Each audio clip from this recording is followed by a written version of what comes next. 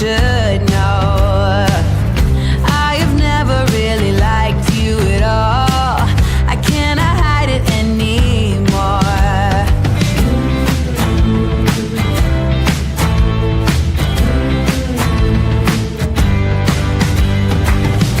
I've been thinking about the future, trying to forget about the past.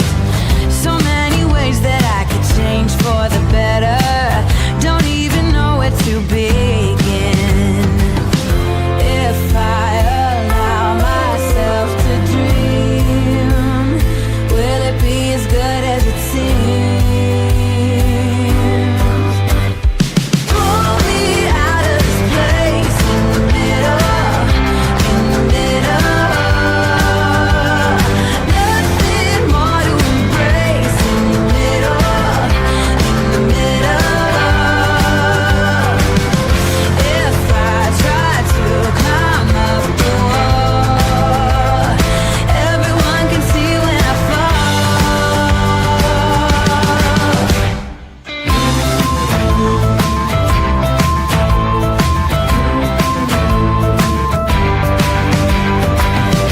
Take me up into the mountains, send me off into the wild. Misery is still a path I would choose if the alternatives are worse. I guess it's time to find a friend, one who will stick by to the end.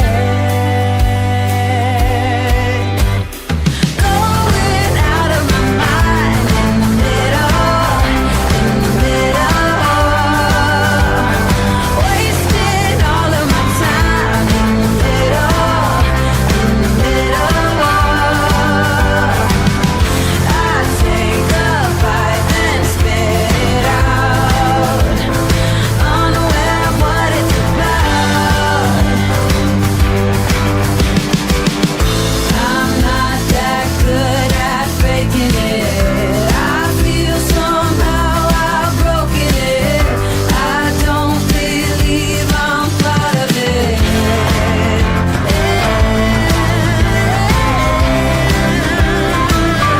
In the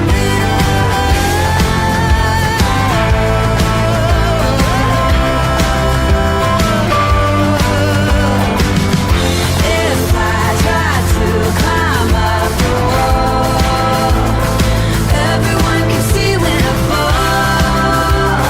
Nothing really matters at all. Pull me out of this place in the middle, in the middle. Nothing more to embrace in the middle, in the middle.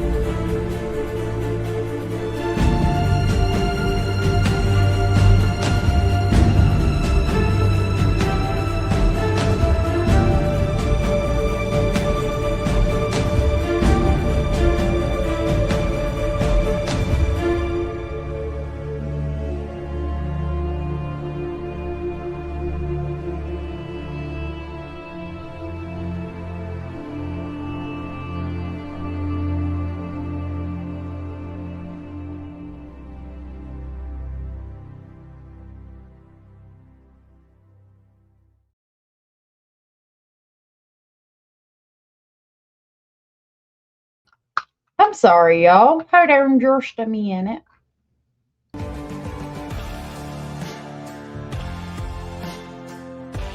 This is a true crime discussions channel. We speculate. This is all just speculation. Because it's true crime, it's for mature audiences only. There will be no children allowed, no exceptions. Everything on this channel falls under fair use. Please remember to like, comment, subscribe, and share. It's free. Hey, y'all. I hope you're doing good today.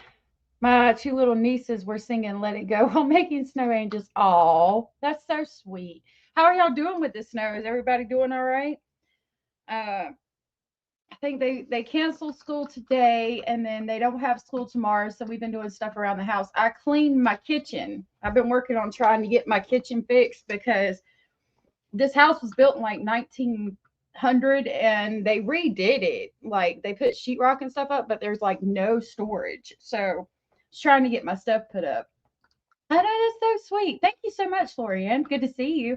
Southern Cats, it's good to see you. Hannah UK, thank you for being here. Thank you to my lovely mods. Tom said you're not missing anything. Snow is overrated. Oh, yeah, it was nice in the beginning. We made snow cream and stuff, but I've been worried about the geese. But they were walking across the creek that's frozen, which is interesting. Shelby, good to see you. Said it's super cold here. -16 wind chill, better than the -37 it was, but it's snowing a lot. My hubby is out plowing and don't know when he will be home. Oh my goodness. I'm good. I'm in Florida, but my siblings are dealing with it. Yeah. It's not that bad. We took the Jeep out. I'm gonna have a video for y'all later of us taking the Jeep out. Edith, thank you so much for gifting a Speculation Station membership. That was so very sweet and supportive of you, and I really appreciate it. It's good to see you, my dear. I always love your picture because I used to wear hats like that to the side with my hair straightened underneath like that. I got to get me a hair straightener. It'll probably be a month before I can do that because I've got other things to get first. But that went to Miss Holly J. And Miss Holly J, it's good to see you. Thank you so much, Edith, for gifting that membership. And Miss Holly, please tell Edith thank you for gifting that membership. I really appreciate it. I'm going to grab the crazy train to pick you up on the way to Speculation Station. I'm going off the rails on a crazy train. Thank you so much, sweetheart. That was so very sweet of you. I really appreciate it. Carrie Meyer, good to see you. Jenny Jen, good to see you. Anders, Karen, good to see you. Oh, you know they are, Anders. You've been here for a long time. Mustang, it's good to see you, my love. Good to see you, Angela and Miss Holly J. I knew you were here. Good to see you. I'm so glad y'all are here to talk with me today. A lot of y'all know more about this case than I do, but I have found some videos I do want to go over with y'all. Cindy from sunny South Florida and One Sunny Day, good to see you. I think that's about everybody that's hanging out today. Tara said, where's Abellis at? I want to see if it's really true. I was told Canadians pour real maple syrup in the snow and then roll it up on a stick and eat it like candy. I bet they do. I think I've heard of that, actually. Let's see.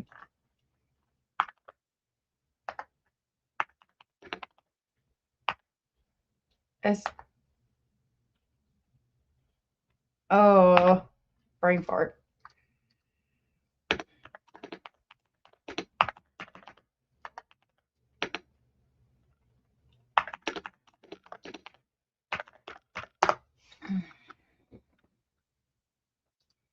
Well, we've got instructions on how to do it. So I guess it is a thing. Hold on. I'm going to pull it up. It says to make syrup and snow rolled up on a stick, prepare the snow, gather clean, fresh snow, and pack it into a large bowl or baking pan. Boil the syrup. Heat 100% pure maple syrup in the pot until it reaches a soft ball. Carefully pour the hot syrup onto the packed snow, and the cold will cool the syrup quickly, turning it into taffy-like consistency. Use a wooden stick or twig to roll the syrup onto the snow. The syrup will stick and harden into a delicious treat. Yeah, it's definitely a thing. Person shows a Canadian delicacy of maple syrup poured into snow and rolled on a stick. I don't know why I can't speak today.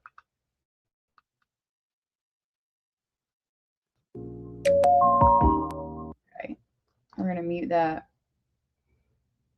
This looks like it's somebody out there preparing it, like to sell or whatever. That's pretty interesting.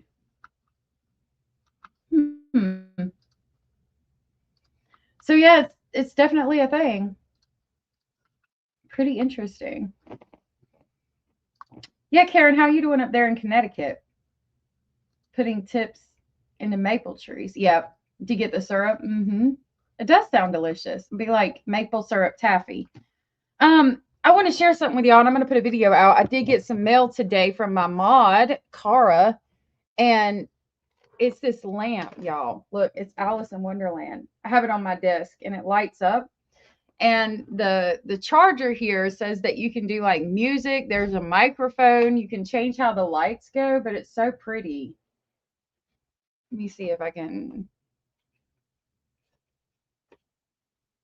Hold on. There you can see it a little bit more. It's like there's a stick in the middle with lights on it. That's that side.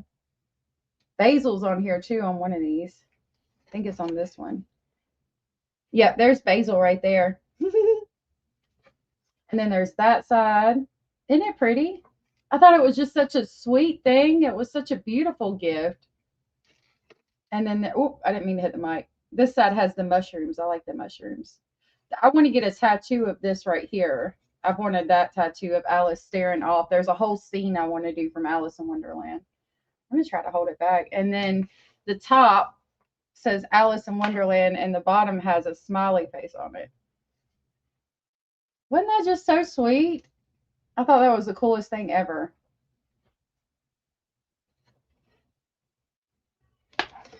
Yeah, I thought that was so very sweet. Thank you so much, Cara. Isn't it cool? It's so pretty. I've got it sitting right here on the other side of my computer. I know, it's so pretty. I got to get a P.O. box because I know a lot of y'all want to send stuff for the giveaway. Hoping I can do it in about a week or two. Hey, Abellis.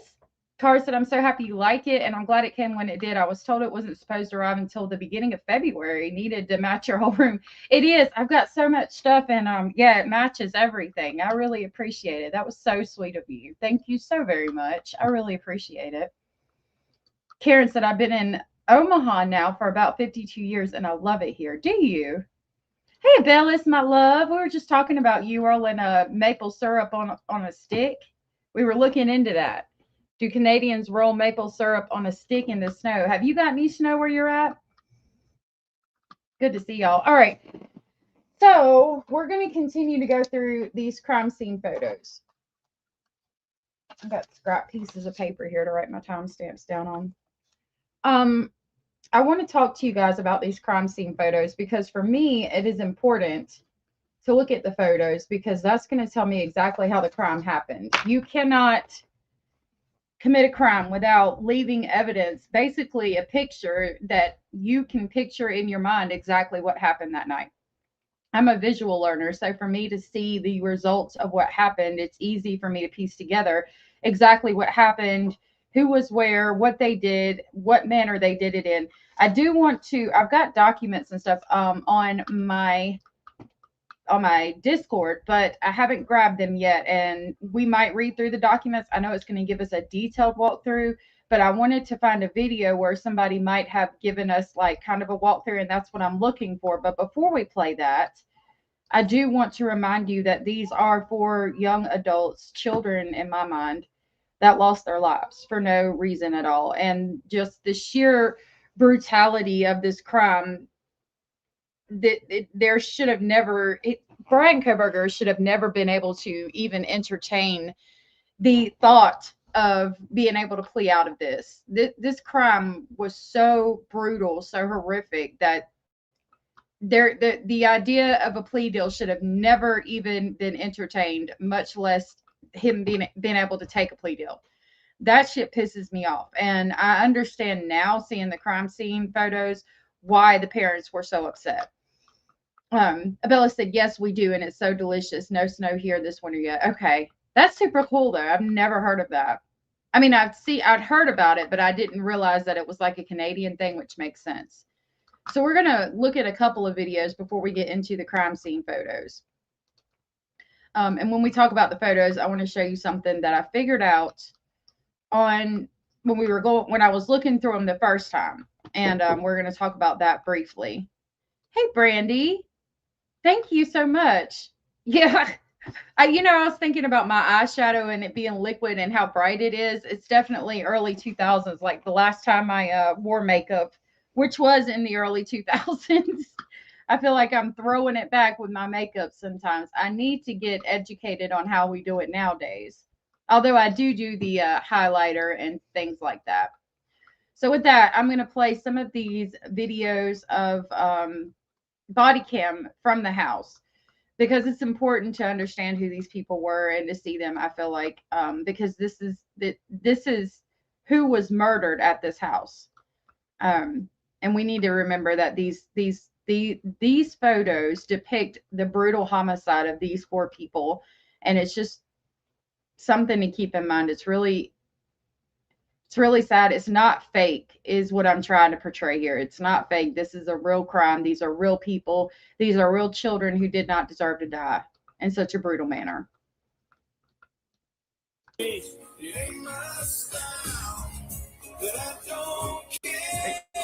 turn the music down. Turn the music down.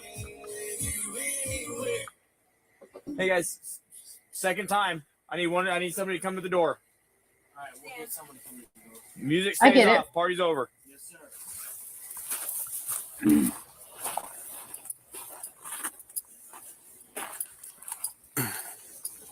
Thank you, Jenny Jen.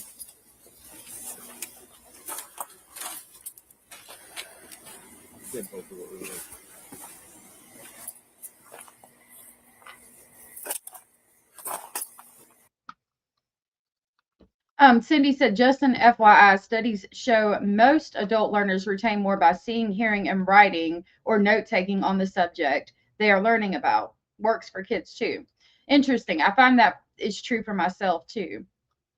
I learn more by seeing things. That's why it was so important for me to get the crime scene photos and look at them and go over them. Megan, I have her information. I have her cell phone number too. Call her. Okay. Hello, miss. Hello. What's your name? Xana. Xana, do you live here? Yes. Okay, did Megan talk to you earlier? No. Okay, does Megan live here? Megan, I do not have a Megan that lives Megan here. Mogan? Maddie Mogan, yes. Madison Mogan, yeah. Madison Mogan? Okay, she does live here? Sorry, she is at the club. She's 21. I'm just going to bed. I have a couple friends over, but Okay. This is my ID. Have you talked to Maddie tonight? Yes, I have. Oh. She's at the corner club. Okay. Did she tell you anything about anything that happened earlier or anything like that? Honestly, not really. I've just been here the past hour. Okay. Just trying to go to bed. Can I grab your ID for me? Yeah, I'm not 21. Okay. My roommates are 21. I just came to go to bed. We're not here to talk about the alcohol stuff, okay? Okay, yeah. But this is the second noise complaint we've had here tonight within 2 hours. I'm sorry Okay. about that. So this time it was the blonde gal and the guy on the back porch playing music.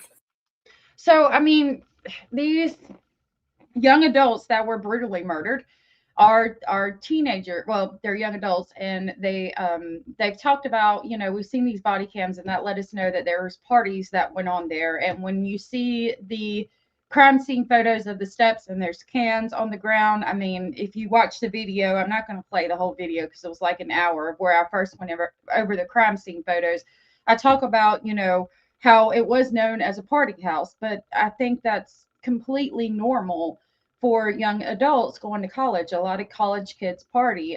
They even talked about my comment section, the Uber driver in the blue Prius that I wasn't sure who it belonged to, probably kept barf bags there because in the little barf bags that are in the car, because this is a party town, and people coming home that might have had a little bit too much to drink, you get to moving in that car and it's easy to get sick. So I completely understand that. And I don't think that the fact that they partied was absolutely normal. These are young adults trying to go to school.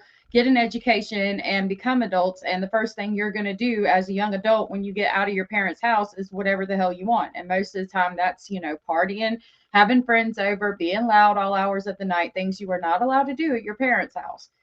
All very par the course for me. It is very horrific. Long crime. I feel it goes way deeper than it's being portrayed. I do too. Yep, college kids. 100%. I don't see anything wrong with this at all.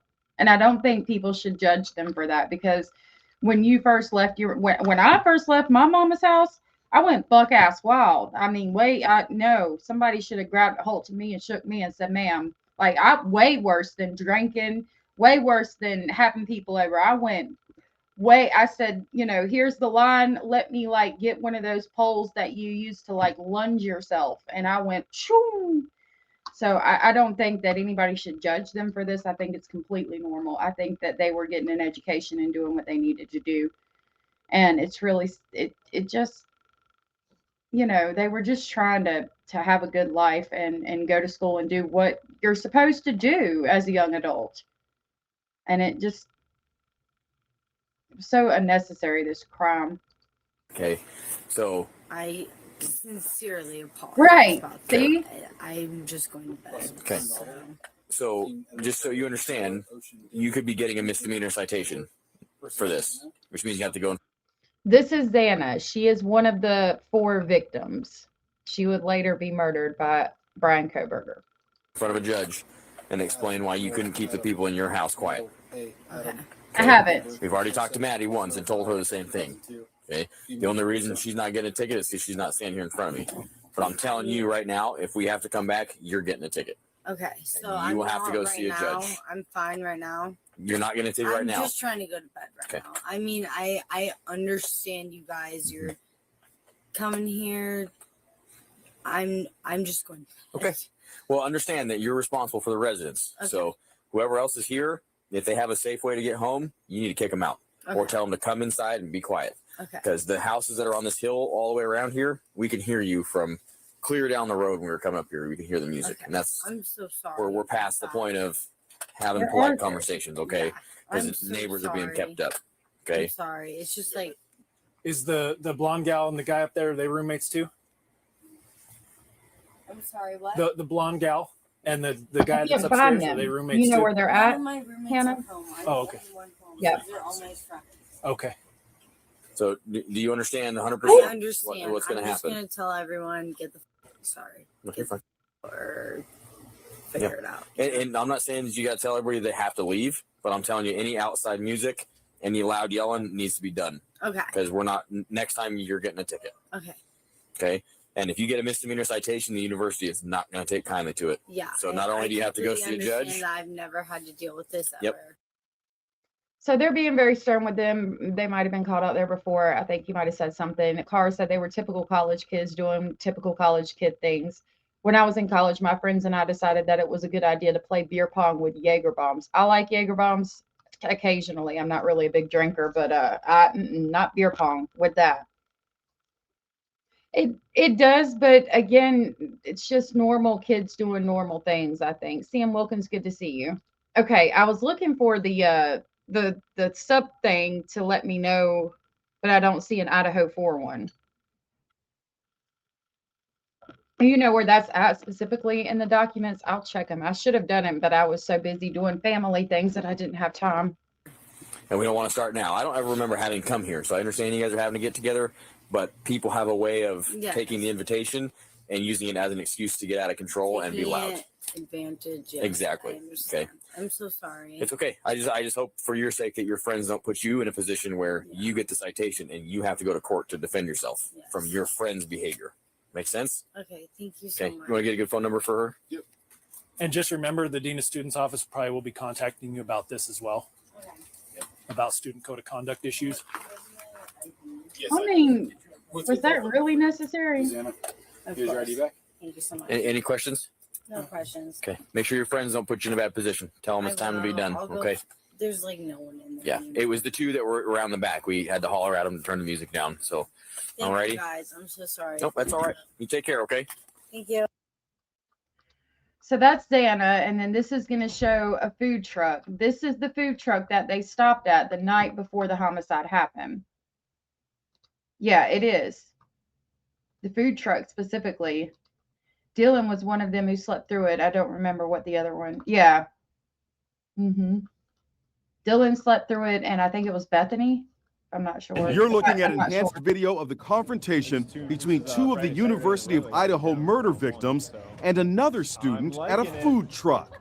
The time, 1:30 a.m., just hours before the murders. Kaylee Gonsalves and Madison Mogan stopped for mac and cheese after partying at a nearby bar. Everybody's Both of them, both Kaylee and Madison, were homicided. And from what I understand, they are the ones that are in the bed in the video I just went over.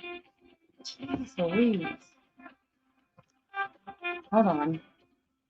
I'm going to play this. Kaylee Gonsalves and Madison Mogan stopped for mac and cheese after partying at a nearby bar. Everybody seemed like in good spirits, nothing seemed off. And then they start interacting with a couple other people. They're waiting for their food. Now look at this. Video shows Madison pointing at a man in a hoodie who appeared to have followed them to the truck. We had the video and audio from the clip enhanced, and you can hear her using an expletive.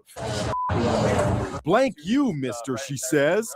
Police have already announced they have cleared the young man in the hoodie. Audio engineer Anthony Nelson enhanced the audio for Inside Edition. What do you hear in that instant? She says, "F you."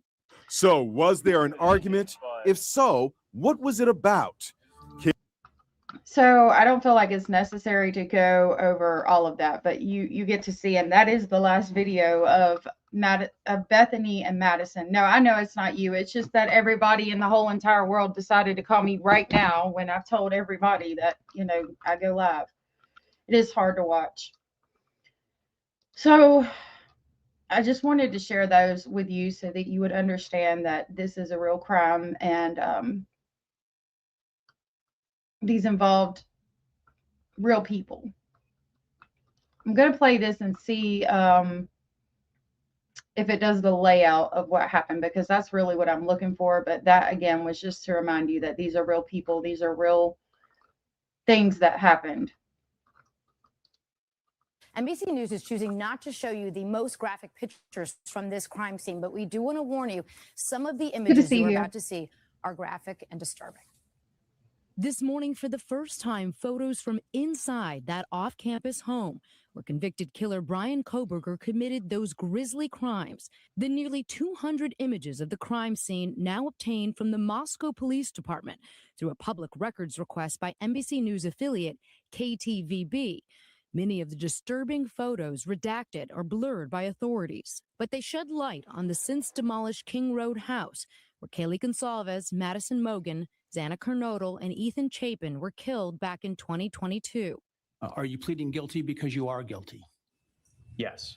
The last vestiges of a typical college home, an open front entrance with a wreath hanging on the door, a living room with a backpack and red plastic cup. See, this right here again just tells me that they were doing what college kids do, and they might have had a party that night, which makes me even more upset, because to think if they were drunk and passed out and asleep and he attacked them in their sleep, like he couldn't even be man enough to attack them while they were fucking awake. No, we got to do it when they're most vulnerable and possibly drunk and passed out on top of that. It just makes me even more furious that he got a fucking plea deal. That's all this has done. This has made me absolutely furious that this motherfucker got a plea deal. Cups scattered on the floor, photos of staircases, a bedroom and bathroom where an investigator's reflection is seen in the mirror. But the images also show signs of the attack, including blood spots on a hardwood floor. And this is the glass door that police believe Kohberger opened to enter that home. The person that slithered through that sliding glass door now stands before the world and this court unmasked. Kohberger seen in this previously released photo moments after his arrest. And police also now releasing this video taken from a neighbor's porch in the early hours the morning of the murders. A white That is his white Elantra that can be seen driving. Yeah, and I get that. It just makes me I don't know if you're gonna go do something like that, like why do you got to do it when they're most vulnerable? Because you're a creep and you're preying on the fact that they're asleep and they're vulnerable and they can't fight back. You know, like it just makes it even more worse. But yeah, most people do when people are vulnerable and can't fight back and can't even try to defend themselves.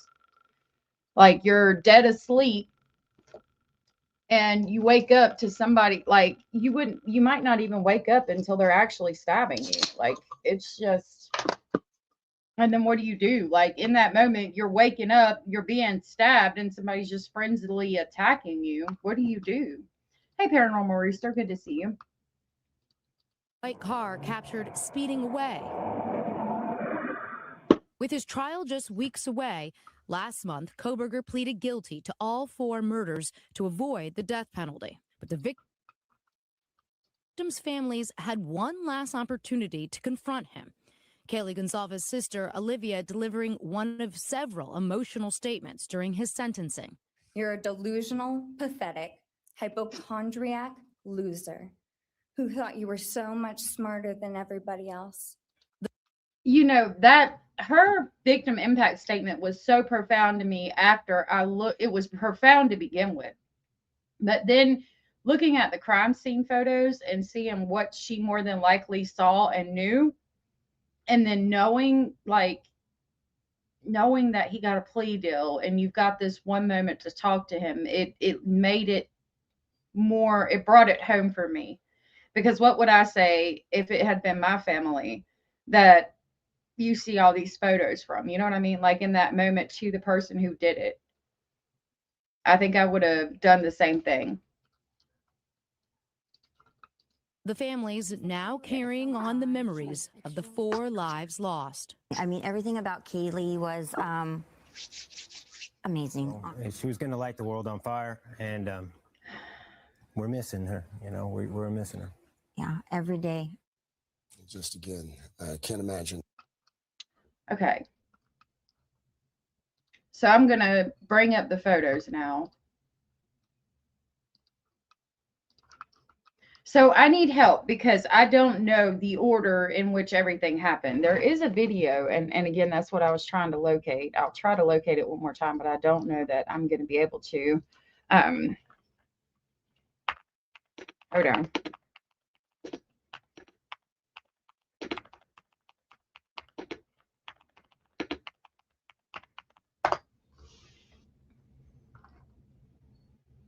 This is what I'm looking for. Okay. I'm going to pull this up. Somebody said that it's not exactly correct.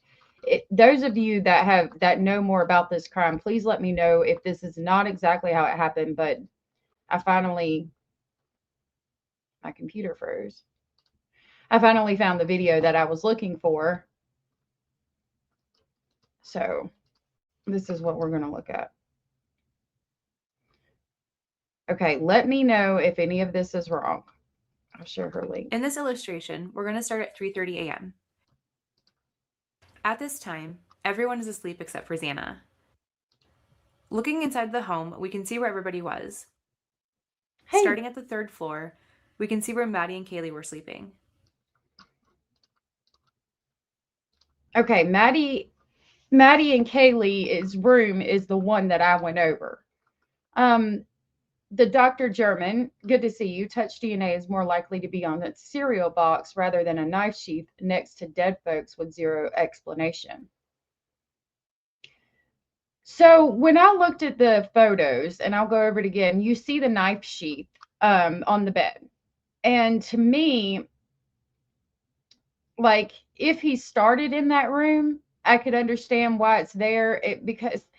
Okay, if I put myself in the place of somebody who's committing a horrific crime like that, and I've got a knife and I've got a knife sheath, and I'm going over these girls right here in this bed that's on the screen right now, and you're not only attacking one, you're attacking 2. So you're going to have to get one incapacitated enough to where you can like basically manage doing it to both of them, because one of them is going to wake up and try to fight back when they see what you're doing to their friend.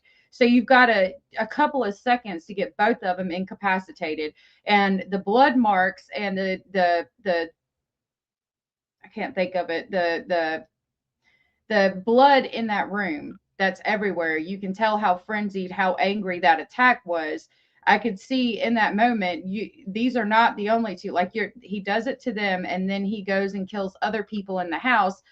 And you got to think about the adrenaline that's pumping. He's trying to get through the house and commit the homicide of everybody for whatever reason and keep them all incapacitated enough to not kill him in the process.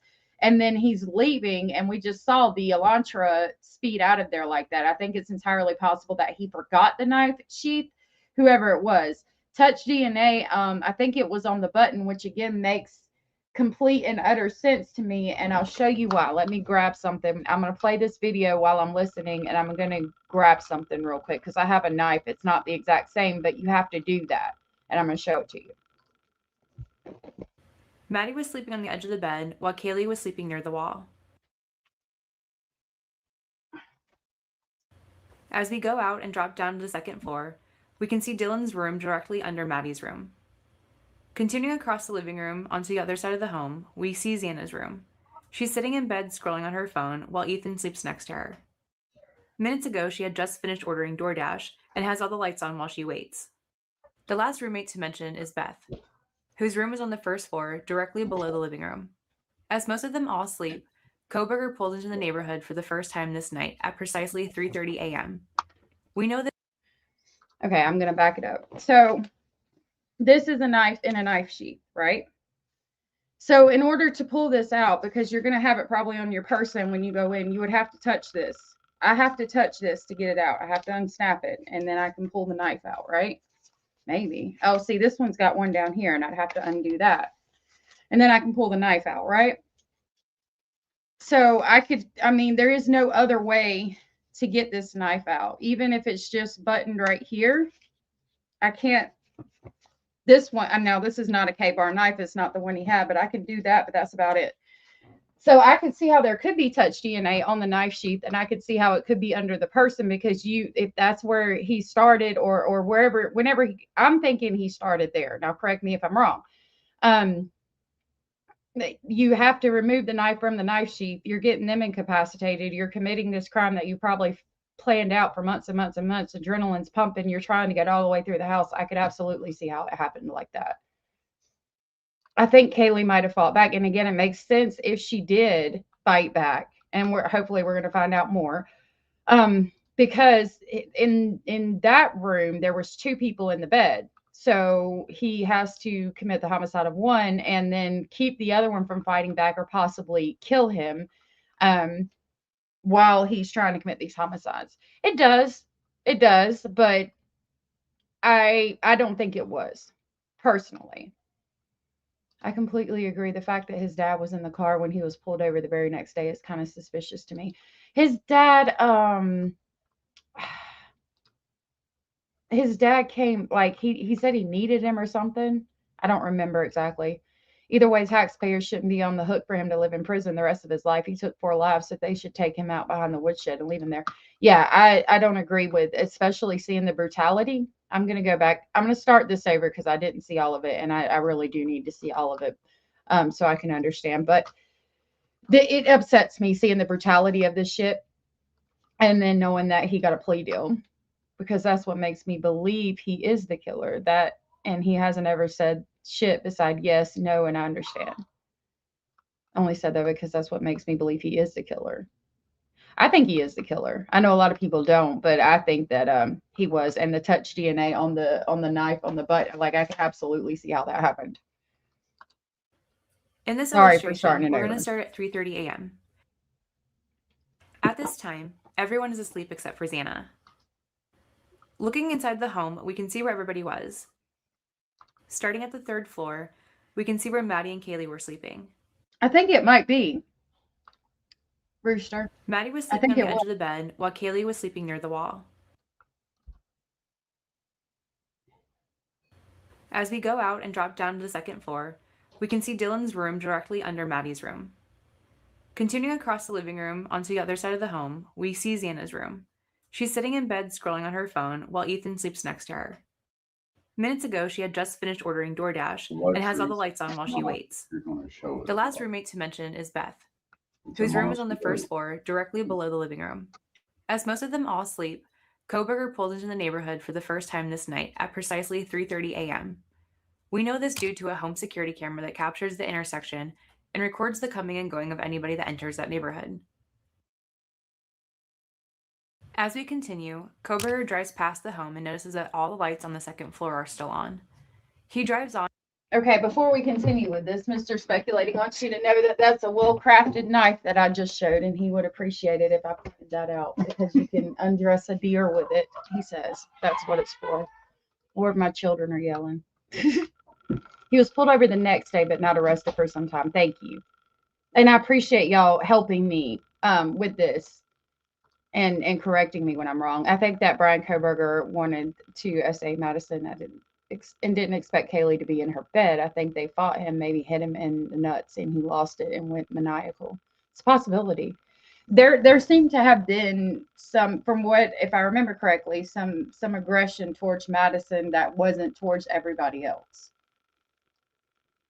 Yeah, I hope you're doing okay. I know you had, did you ever have to get that surgery? It was over a week later. His dad flew out from PA. That's what I thought. I thought his dad flew out because he said he needed his dad there. His dad was there to help him, and then they were driving and they got onto him. It took some time before they got onto Brian Koberger, so I do believe that's correct. And then his dad was with him when he got pulled over. But he needed his dad for something. Like, his dad wasn't hanging out with him at the time of the homicides. I know that. I think he was definitely in Pennsylvania. On and loops around the apartment complex building. Because of the home security timestamp, we're able to know how long it took to drive this path. On his first pass, it took him 2 minutes and 38 seconds, and this is him leaving on the first pass. Don't worry about it, love. Now let's look at his next 2 passes and record the times. To drive his car back to Pennsylvania. Okay, thank you for that. This is pass 2 of him entering and leaving. And now this is pass 3 of him entering and leaving.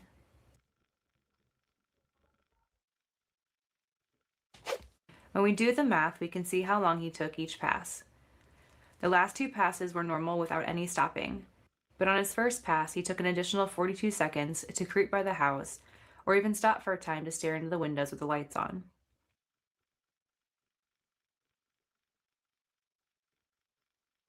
All this information. I'm wondering if he stopped right then because the windows were open with the lights on, and he's trying to figure out exactly how many are there in that moment. And so he's trying to figure out how he's going to do it. Because I feel like Brian Koberger planned to do a homicide for a long time, for some years probably, and then he zoned in on them for some time and scoped it out, tracked them and things like that, and wanted to basically commit the perfect homicide and thought he could. And that's how this happened. I think that he wanted to commit homicides for years and years and years, and then he found them, and they unfortunately lost their lives that night. Information has been coming from camera A, but there is a second camera located behind the apartment complex building, and we're going to call that camera B, located here. This camera allows us to see how long it took to get from point A to point B, and between the 3 security cameras' data, it took between 35 and 37 seconds. What this means is you didn't stop or park somewhere or go into a different direction. He simply drove straight from point A to point B at regular speed.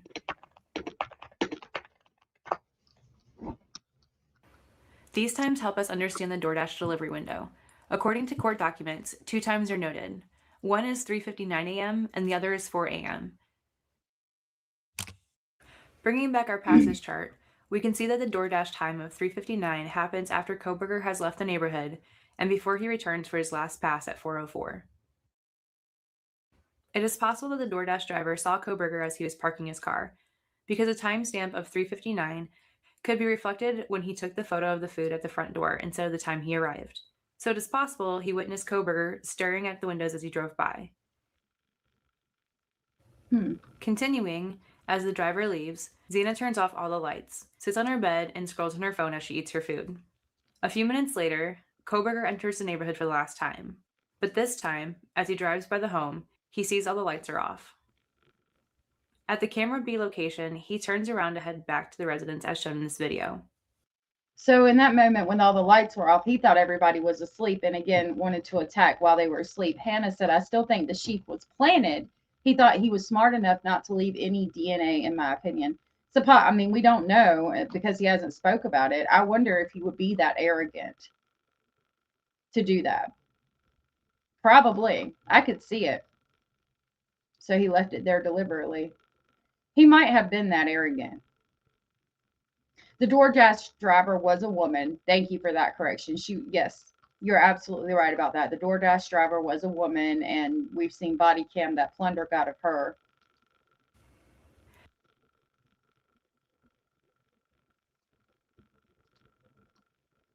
This is from AZ Gent. When he returns to the front of the house, he does something unusual, so much so that it's noted in the arrest affidavit.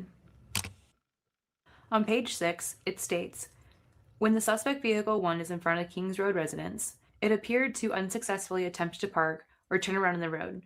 It goes on to say that he continued onto the intersection where he did a 3-point turn. See, he was already fucking everything up because he stopped right there, and that's like right in front of the house. He was like, nope, I can't put my car here. Let me go and try to put it somewhere else. He was already fucking up. The 3-point turn was captured on camera A, which has a timestamp of 4:06. Oh, he does. He appears to be calm and not overly anxious with his driving.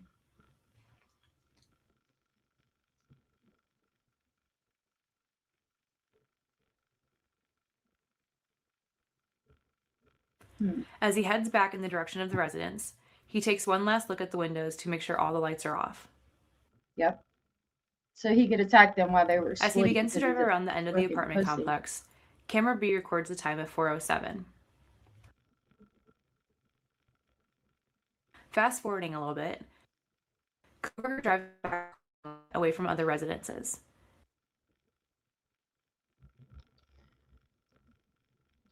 He takes a few minutes looking around and sees that nobody's out and that all is quiet. Yeah, but I forgot that he parked back here by the apartments. Anders said it was a woman who claimed to be the DoorDash driver, but she wasn't credible. I think they still figured out that she was the DoorDash driver, though. It just infuriates me to see what this motherfucker did. He eventually grabs his things, gets out of the vehicle, and begins walking to the back of the home. The crime scene photos really brought it home for me, and that's why I feel like it's important for us to see it. At approximately 4:13 a.m., he begins to make entry. As he steps in, he takes a minute to make sure everything is quiet and that nobody is truly up. He walks to the entrance of the living room and looks around. He continues to be cautious and stands there listening.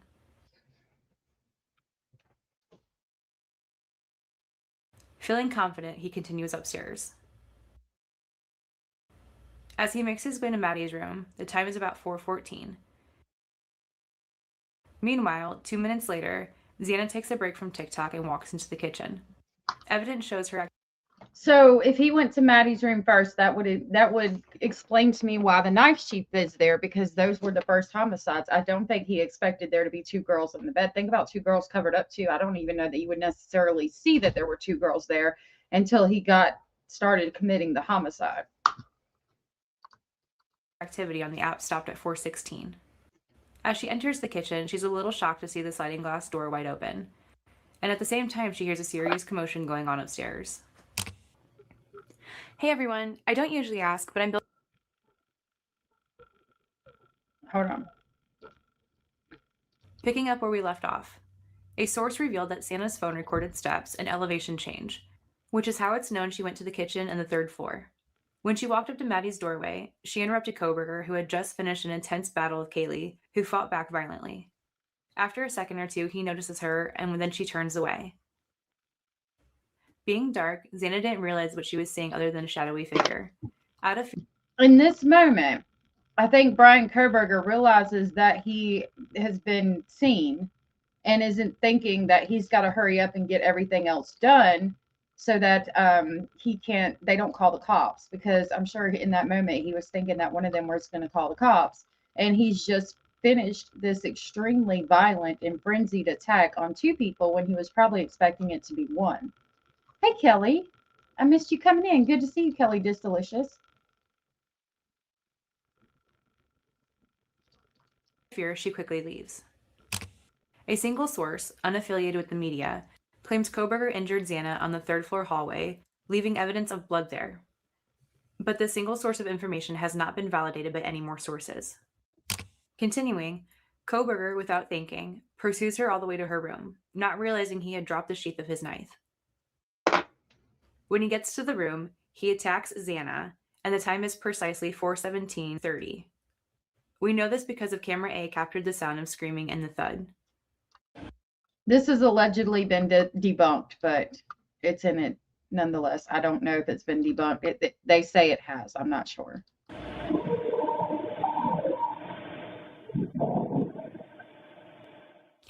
After attacking Xana, Koberger focuses his attention on Ethan and attacks him while he slept. Afterwards, Koberger must have sat down in a chair according to a report, which found blood smears on Xana's chair, perhaps from the exhaustion of what he had just done. This source also says that blood from the 2 roommates upstairs were found in Xana's room, showing that it was one person moving from one room to another. Koberger sitting down was for less than 30 seconds.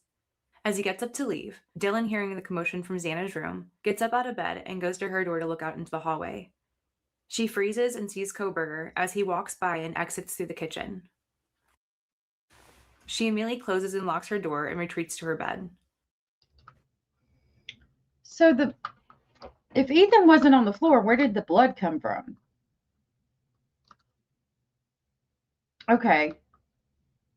Yeah, this is Azgent Industries, and I'm going to share their link one more time with you guys in chat. That's all I'm going to play from this video. So looking at that, if you want to see me go through all of these, I did put a video out on it.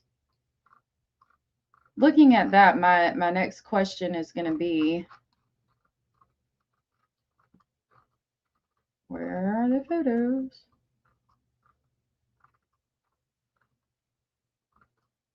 It's like it skipped photos. Where are the ones from outside?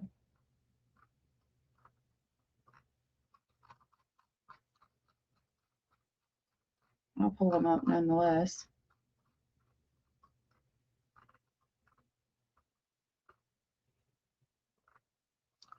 Hold on.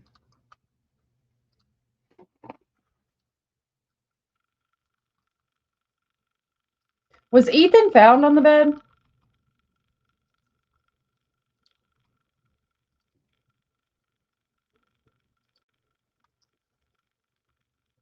Let me get this pulled up.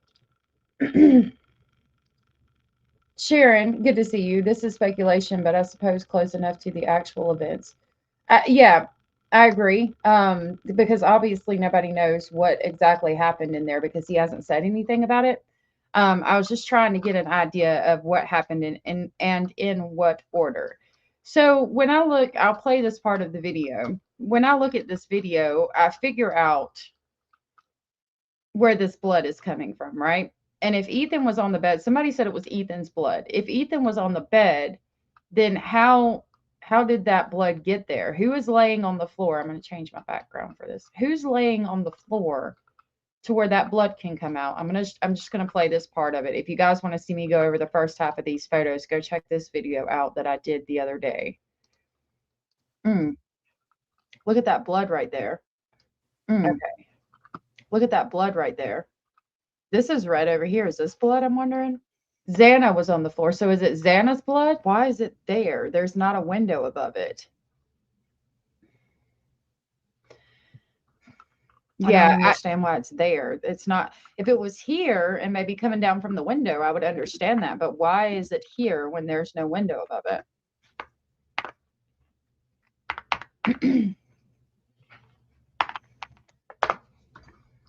I mean, the only thing I can think of is they came out of this door and like rolled. But even that, I mean, that's like running down the side, like somebody was homicided right there. interesting and off-putting at the same time. And here they close up zoom on it. Like, where is it coming from? Hold on. Oh my God. Oh my God. Is it coming from the floor inside the house and leaking outside? Oh my. So if it leaked through the mattress and poured on the floor, I don't see it coming out the side like that. That tells me that somebody is laying there. Like, that has to be a massive pool of blood right there for it to leak under the floorboard and literally be coming out down the house by the foundation. Good to see you, Sharon, from London. I hope you're doing good, my love. It soaked through the bed. And so, Tony, good to see you. So it soaked through the bed and piled up enough on the floor to leak down the foundation like that? Yeah, from the floor baseboards. But, like, for it to leak from, I mean, that's a lot. Not saying that it wouldn't be, but, like, it would, I would think that the mattress would have soaked up a majority of it to where it wouldn't be a big pile on the floor under the mattress to leak out the damn side of the house like that over the foundation like that. So he did. Y'all are telling me it is him and he died on that side of the bed. Okay, thank you. Paul Taylor, follow frame. Good to see you and thank you for being here. The floor wasn't sealed very good. I don't doubt that, but it just seems like the mattress would have soaked up more of it, like to where there's not enough to leak out the side of the house like that.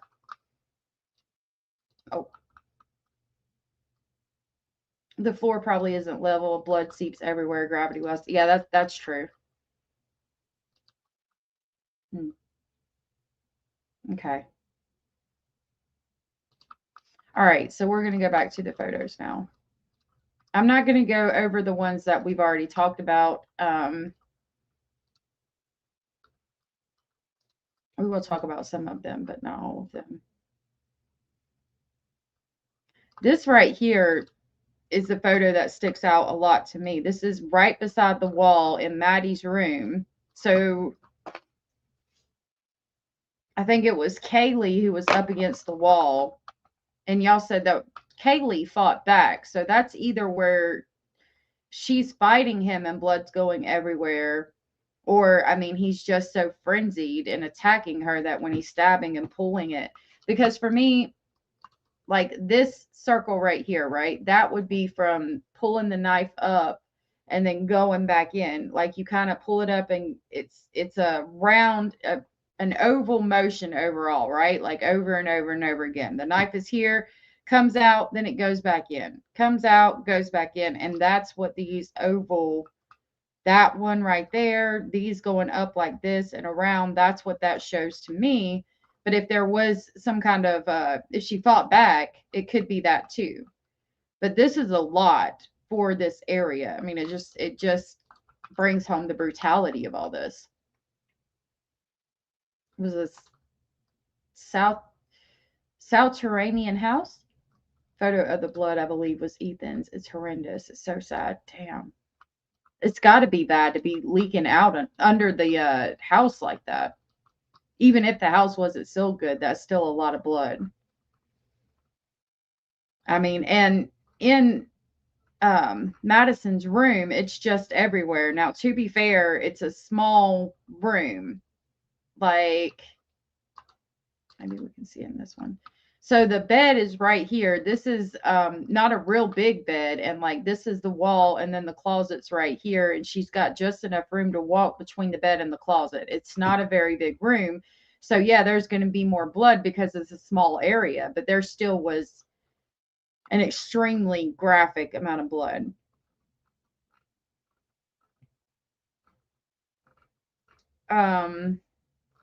Like I said, if you want to see these photos and where I talk about them, go check out the other video I did on it. I'm going to start us off kind of where we were last. I think we were talking about the blood on the floor. So this is going to be the blood on the floor under the nightstand. And I mean, you can even see it on the tissue box right there. It's horrible. And what pisses me off the most about it, Sharon, is that he got a fucking plea deal. This fucking asshole should not have even been able to entertain the idea of a plea deal, much less get one. He killed 4 young adults just trying to do what they were supposed to do, go to college and lead a good life. Like, this is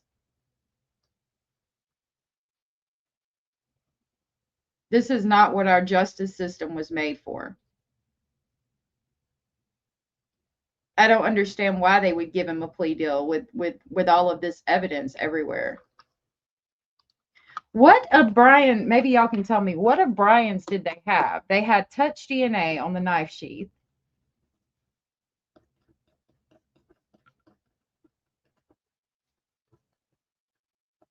Did they have anything else? I know his car was clean, which somebody pointed out that he could have put a shower curtain in there or something for when he got done, which I don't have any doubt that he planned this crime. I think he planned to do something like this for years. Hannah said Ethan had 17 wounds. 4 were the neck, scalp, and face area. 1 to upper chest, 6 to arm, 6 on legs. Neck wounds severed the jugular and subclavian vein and subclavian artery. So yeah, there would be a tremendous amount of blood. And that would explain it. Yep. Thank you for that, Hannah. That would absolutely explain, because, I mean, if you sever one of those, yeah, you're going to bleed out pretty quickly. So that would explain. So the car had DNA? Yeah. The blood splatter is very significant. I'll go back and I'll show you, because in that video I talked about it a lot, but I'll go over one of them again to kind of show you, because I know I skipped through it, but I don't want to go over the ones that we already went over. I'll pull this one up and then I'll do one of the other ones. So yeah, the blood splatter is extremely important because it tells you exactly where they were and what happened. Again, like I was talking about with the way that these go up and over, it tells me that there was a stabbing motion, like going down, pulling it up, then going back down, pulling it up, going back down. And you can see, like, if we zoom into these, not even looking up here, but like just the different splatters, like, see, this splatter appears to be going this way, right? But these down here are going this way. And then you got some that are like, this one appears to be going like that. This one is going like this. This one is going like this.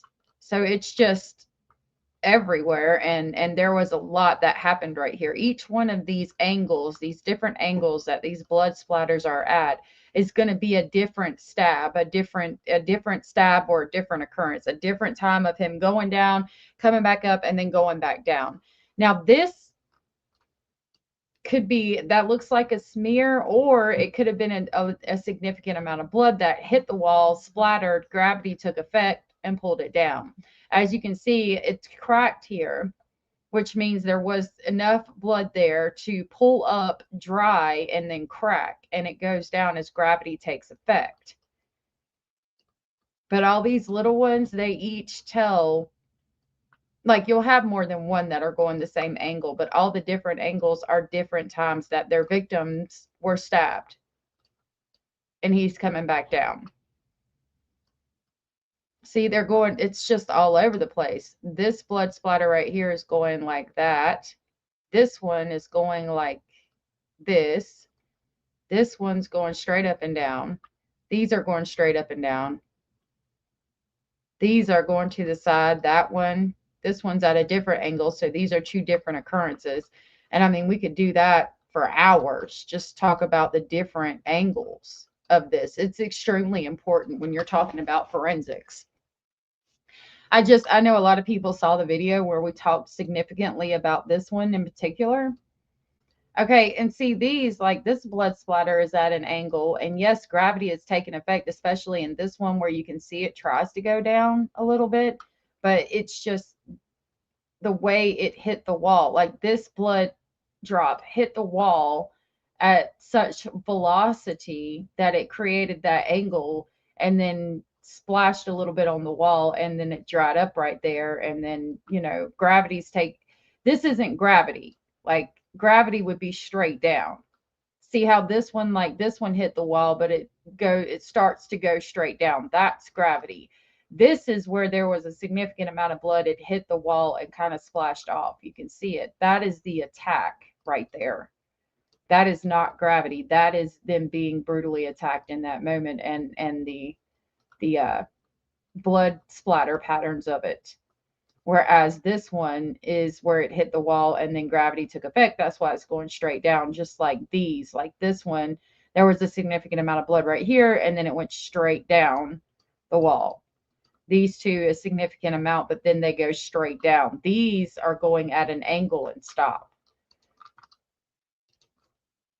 They also had Maddie and Kaylee's blood in Xana and Ethan's room, saying that Xana and Ethan were secondary targets. Yep.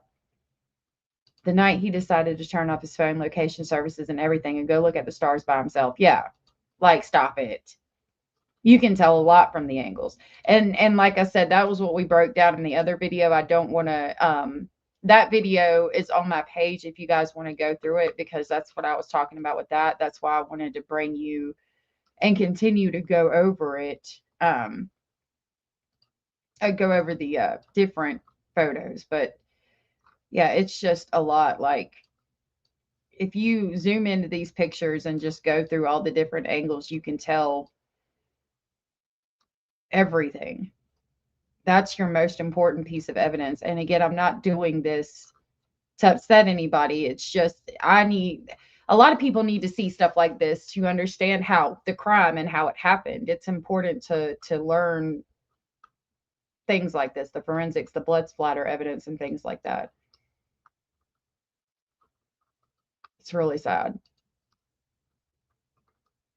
And then if we look at like these where it's not, this is on the wall beside it, and you can still see, like over here is that big blood splatter that we just spoke about, right?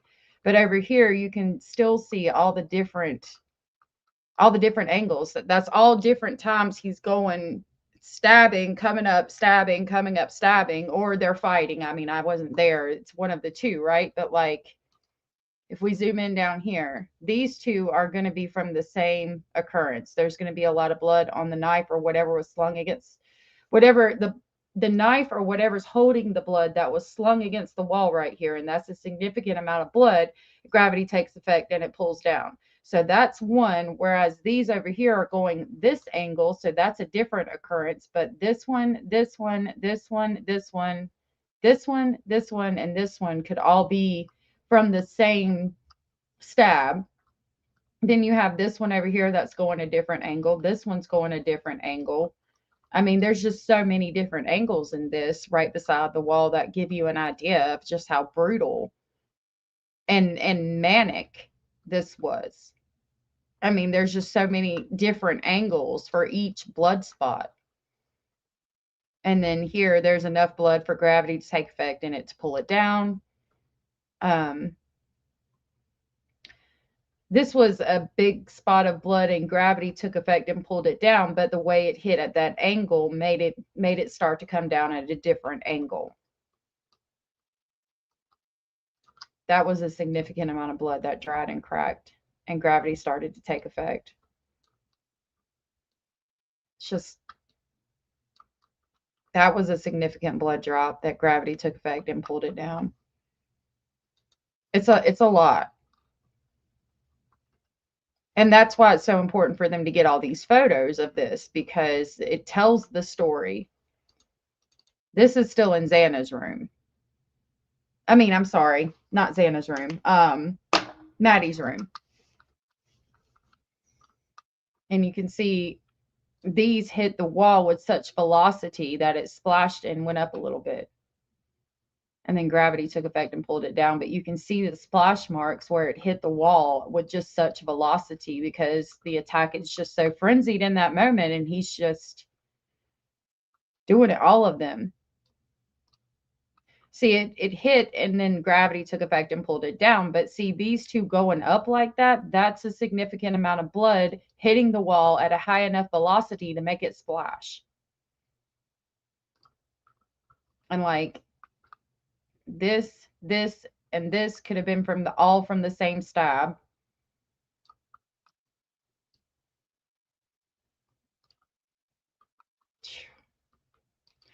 He should not have been given a plea deal at all. At fucking all. I think we did go over this, but like even on these, you can see under her shelf, this is the bed here, and they've got redacted where she was laying. But I mean, it's just, it reminds me of even my children's room. So it's hard to look at. And you can just see it's all right there. That one that we were looking at is right there. It's right here. It's on her water bottle. It's on the nightstand. It's on her little lotion thing here or whatever that is. I think it looks like lotion to me.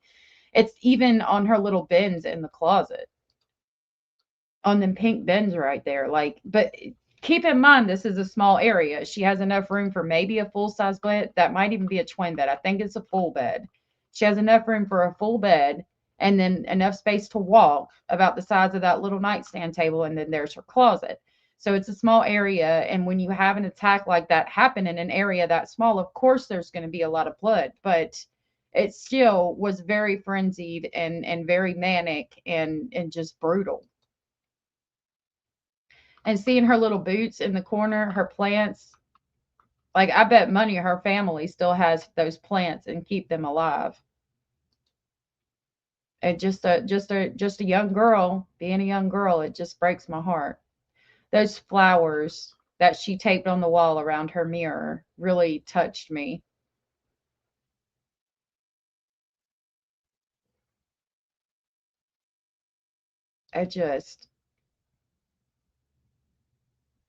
She didn't deserve this shit. None of them did.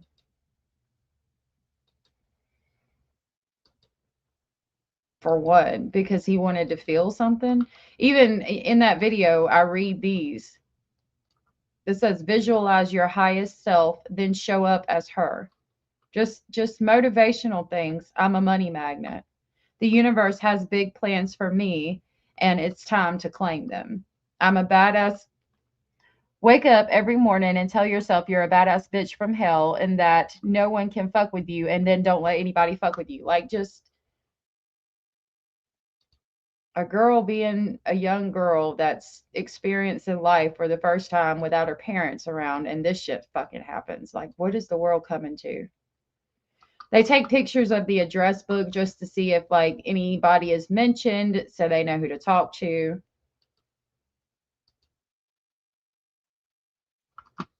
My computer does that where it won't load sometimes. I have to wait for it to load. The luminol. Oh, wait a minute. We might not have got this far. The luminol on the door. I don't know why some of it's loaded and some of it's not. I couldn't figure out. So there's pictures with luminol on the door, and it's all blue. And I was like, I don't think it's reacting here. There it is. That looks like somebody poured it. I don't think that's how it reacts. And somebody told me it'll light up white, maybe like that right there.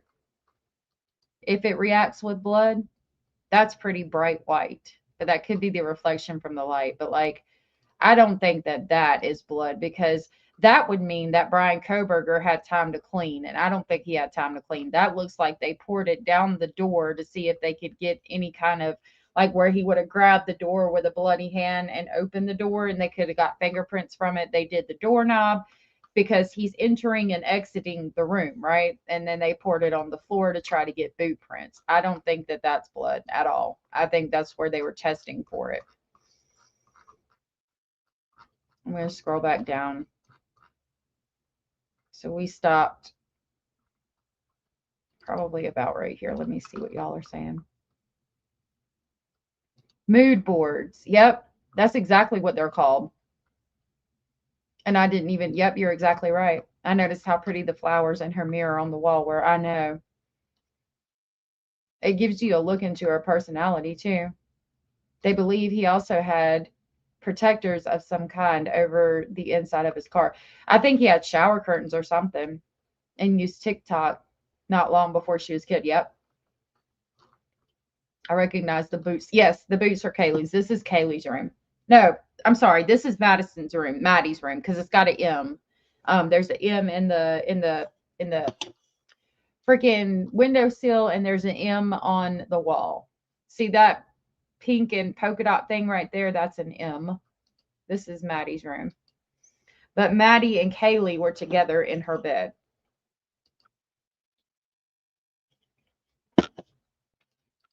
And then there's the stairwell.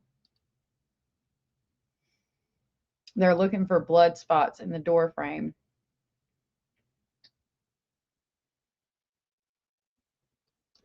So they're taking pictures of everything to just show, you know, because they have to get everything from every angle. There's one where you could see hair, but like this redaction right here, that redaction is to hide photos of people and her friends and things. That's a little window, which it's weird for me to see that little window there unless she was in the basement. What is redacted right here though? Just like a bunch of blood? That can't be a person in that small of a space, I wouldn't think.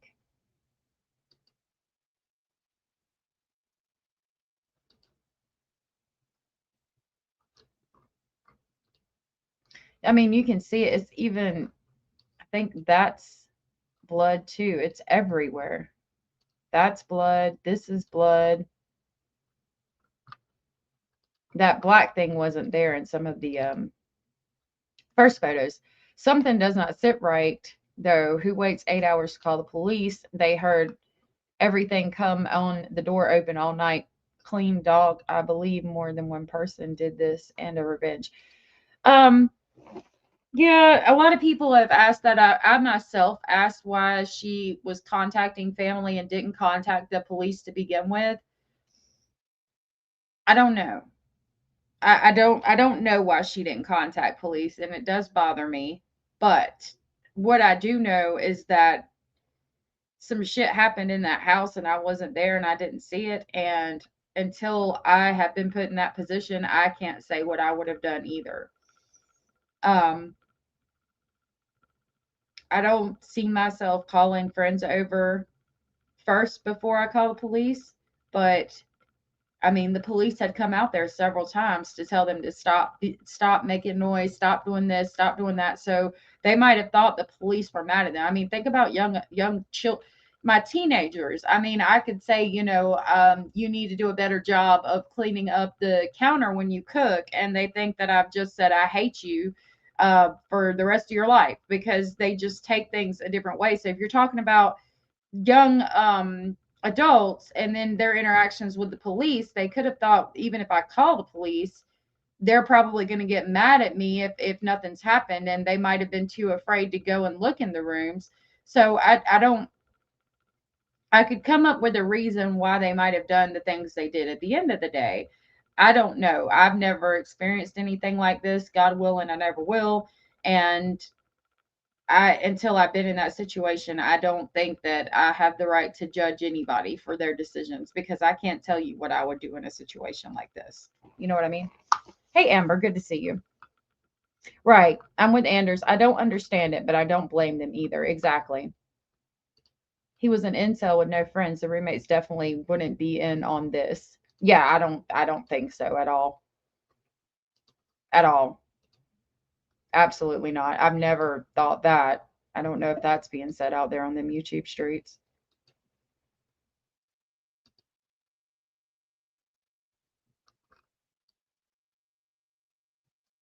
Wondering if that's blood and it's reacted with the luminol.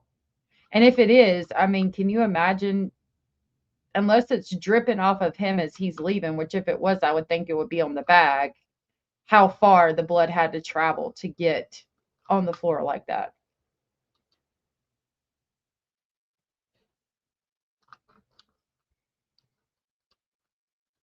That white thing, I don't think they sprayed the luminol yet, and it's still white, so that's probably not blood reacting. There's going to be lots of pictures that are of nothing at all, but because they have to check that. That could be blood splatter. But the door is also dirty down there at the bottom. And see, like right here, that's where the door's been shut. Or I think it could be blood, but I think that's where the door's been shut. And it like scratches against it, you know.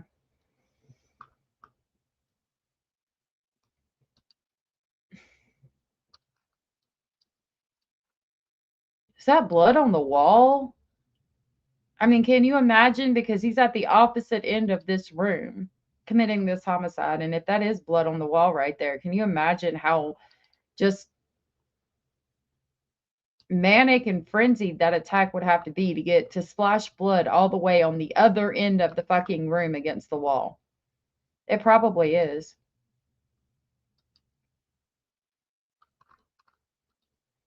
Is that blood up there? I think that's just something on the wall, but I could be wrong.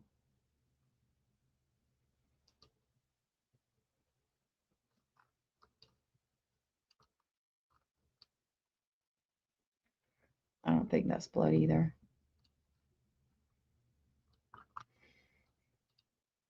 It says evidence here in the window. Hold on. Hey, content. Good to see you. Let me zoom in on that. What is evidence here in the window? Maybe they wanted to make sure the window was sealed shut. Those are capsules. I use those to make supplements and stuff. Maybe that's what the evidence is.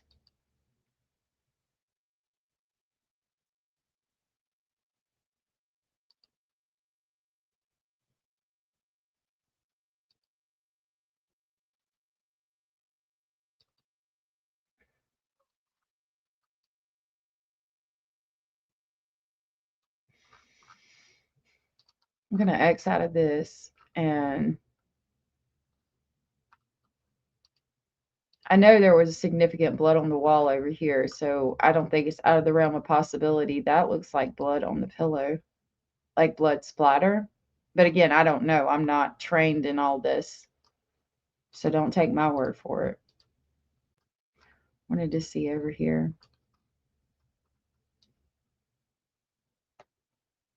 I think that's just where the leaves are brown.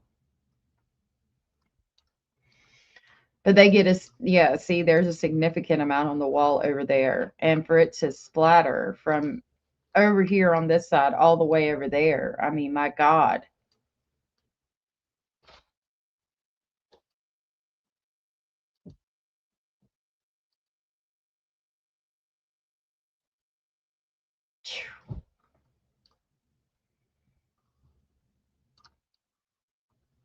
It's going all the way from over here, all the way across the room to there. Like those girls never stood a chance.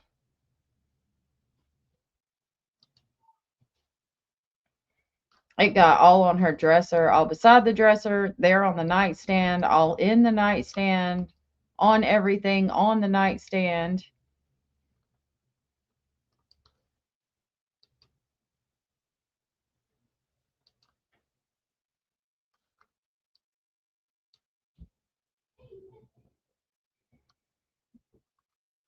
These three could be from the same stab wound. And then this one going at an angle right here could be a different one. This one going up at this angle like this could be a different one. And then this one could be a different one. And then you look right here and it's just, there are so many different angles. And it's up under the windowsill there, or the little shelf.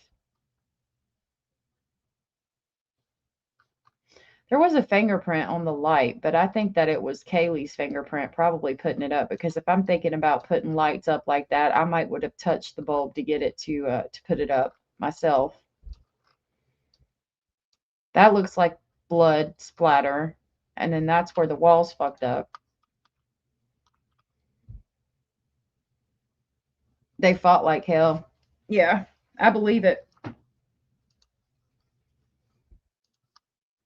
I believe it.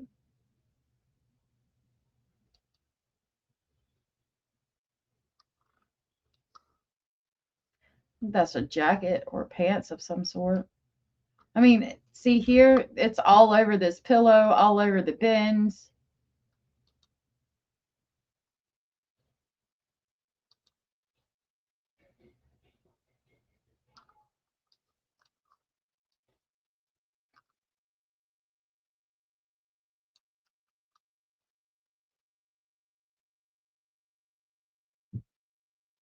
You can see it there, there, there, there, there, there, there.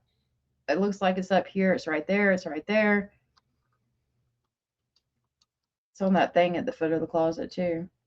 It ends with us. What's the books? It ends with us. Think again. You are a badass. Normal People by Sally Rooney.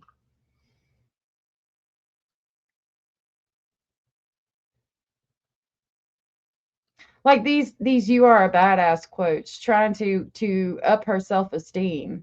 And then she's got her little pink and white cowgirl hat, probably from some kind of Halloween party or something. It's just really sad. Book bag for school, blankets, clothes.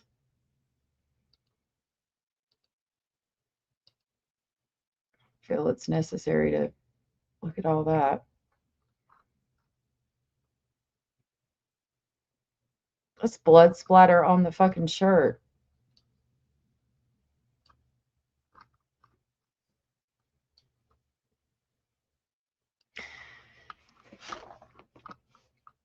That's weird. What is that? I mean, I know it's hair, but like I'm thinking that it's hair that something got stuck to and like she pulled out. Maybe it was stuck to her sweater. I hope to God that that's not like hair with scalp, because I've heard that there's a picture of hair with the scalp. And I don't think that that's scalp with the hair stuck to it flung all the way over there. Like, in order to do that, somebody's whole entire head would pretty much have to be crushed in, I would think, to take a piece of somebody's scalp with hair stuck to it and for it to fling all the way across the room, or, you know, about 4 feet away. This is about 3 or 4 feet away from the bed. Like, that would have to be significant damage to somebody's skull and face. And it looks more pink, not like blood. I mean, in order for that to be that, I would think there would be more blood pulled up behind it and running down, if I'm being honest, if that's what people are referring to. Only person responsible for this crime is Brian Koberger. In the story, questioning the survivors is only re-victimizing them, in my opinion. I agree. Like I said, I could not tell you what I would have done. He ticketed the girl till she went in the bathroom, pretended to be sick, and then wrote in a text to her that she had good birthing hips. Oh yeah, that was Brian Koberger on a date or something. I heard about that. She had good birthing hips. Who the fuck says that to somebody? Somebody fucking weird. But that goes back to, like, I think he wanted to feel something. I think that to him, he didn't feel anything for that girl. That's not. Okay, so in the middle of this, I mean, I'm not trying to, we're educationally breaking this down, but in the middle of this, it looks like something is poking from the inside of the basket because it's bumped out right here, right? But you can see the grain, like the little basket weave pattern of this box in the middle of this. So I think that's where, like, maybe she got gum or something in her hair and pulled it out and it's stuck right there or something. Maybe it was stuck to her clothes, something to that effect. I do not think that that's part of somebody's scalp with hair attached to it at all. You might would have seen that on the bed. That's not what that is, in my opinion, but there is a lot of blood splatter here from several different stab wounds because they're all going in different angles.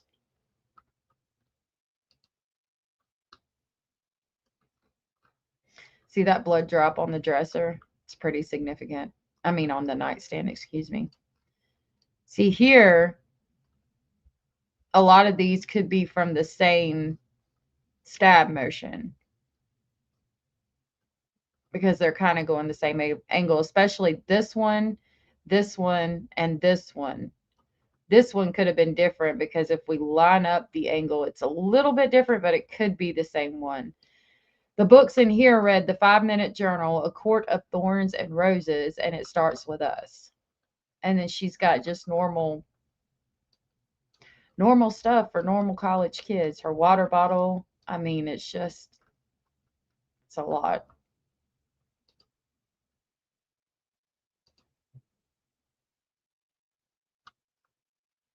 All the different angles.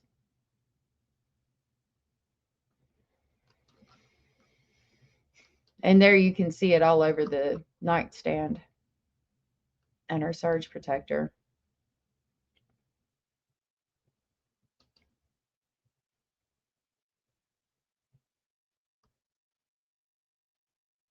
See, I don't see it under the bed here. And I know they fought back, but like if that blood that we talked about is the blood coming from under the baseboards, I mean, I guess if their arteries weren't cut like Ethan's were, then maybe that's why.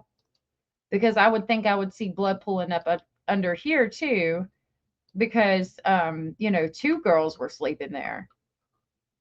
But I don't see it underneath. That looks normal to me where she stored things and all of that. See how high this is? Like, I bet it's on the ceiling too. See there, the M, that's going to be for Madison.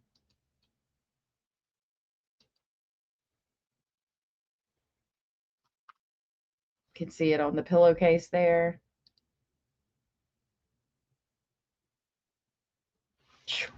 God almighty. He was hiding under a desk. I've never heard that. Murphy was in the other room. Are y'all talking about a different person and is with Kaylee's ex-boyfriend who shared custody with before? What are y'all talking about? The dog Murphy was unharmed. Okay. The dog. Didn't Brian's mom have dogs?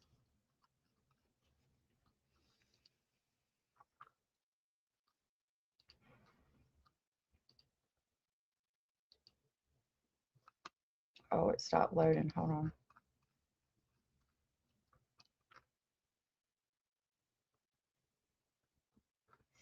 All right, so we got a lot of photos of Maddie's room. I think we've covered that room pretty extensively. Oh, I guess this is with the lights off. But it's still sunlight outside. Yep, that's definitely blood there because they marked it. I'm wondering if they got fingerprint or touch DNA from that.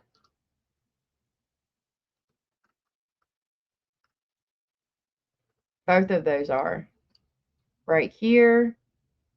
There's one big one, one small one, and one small one. And then this could be some prints of blood where he tried to open the door. And then there's another one right here and right here.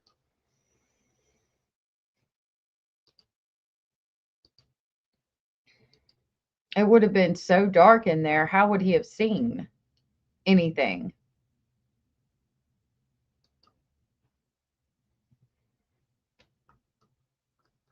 That's definitely like a sleeve or a shirt that's got blood on it rubbing up against it, I think. I don't think I think that's too much blood right there to be where it hit and then ran, like it splattered, basically, because that's too much to be on the door frame like that.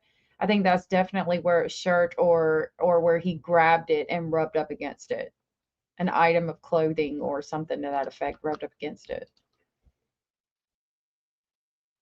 Jamie Cook, I've heard that the scream was fake. I don't know, but somebody put out a video or something. I haven't watched it, but somebody said the scream was fake.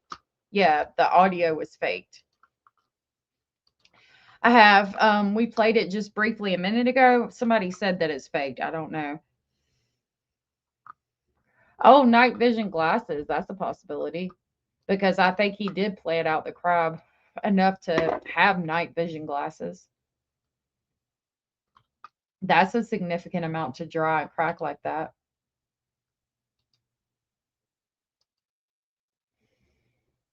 And here you can see where they marked just different things.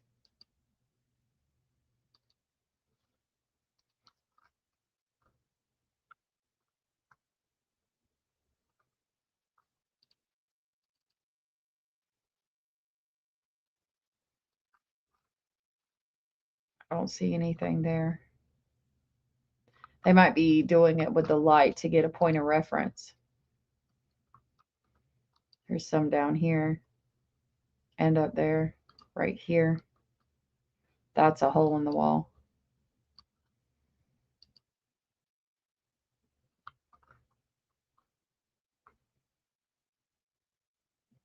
Look at all the different angles.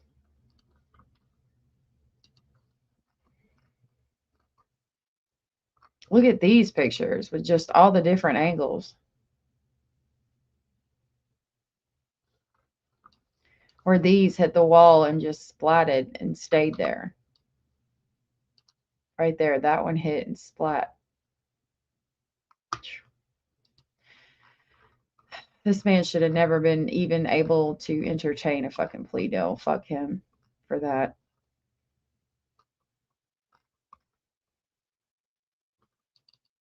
This is under the shelf.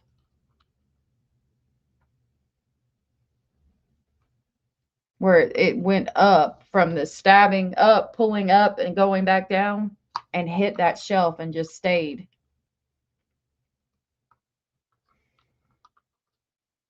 Because gravity taking effect to this wouldn't make it running down the wall. It would drip down. Taco Bell is not good once it's cold. It is not good once it's cold. Maybe she was hungry. Why would Bethany have Taco Bell in her fridge? Well, yeah, it's not good once it gets cold, but if I was a college student and my funding was limited, I mean, I'm not above going and eating a cold-ass Taco Bell taco. I'll tell you that. I'm not above it. I might not like it, but it's something to eat, so I'm not feeling nauseous because I haven't eaten, you know? All right, we've talked about a lot of the stuff in Kaylee's room. I'm sorry, I keep doing that. Maddie's room. It's even on her little shoe stand right there. Right there. Right here and right here.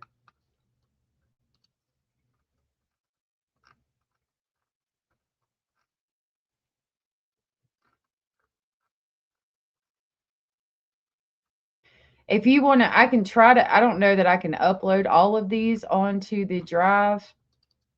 I mean, onto Patreon because it's a big folder.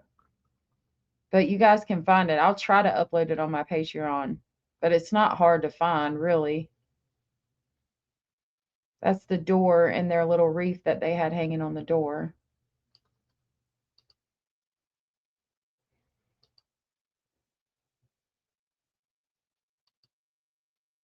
So is this Xana and Ethan's? Where Xana and Ethan were? Or is this a different room? Why is there a suitcase on the bed?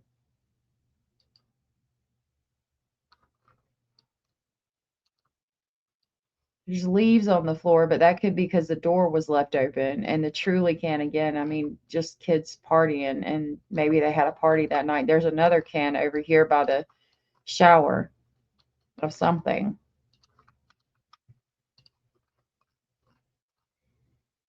We haven't lost power here either. I hope y'all are doing okay out there in this storm.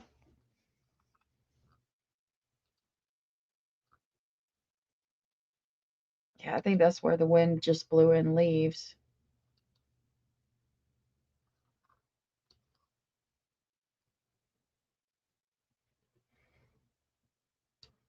So this is on the first level, I guess.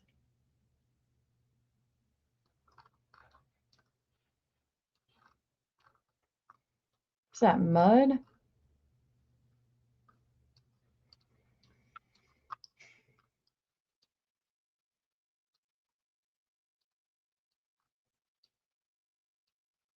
Why is this broken?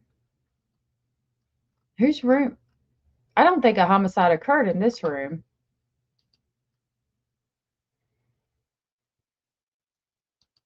There's cans on the floor, which is normal for any college student, I think. But it didn't look like a homicide occurred in this room. This person, the Burnett's and Truly being there where your computer is, where you're doing schoolwork, tells me again that there was a party that night.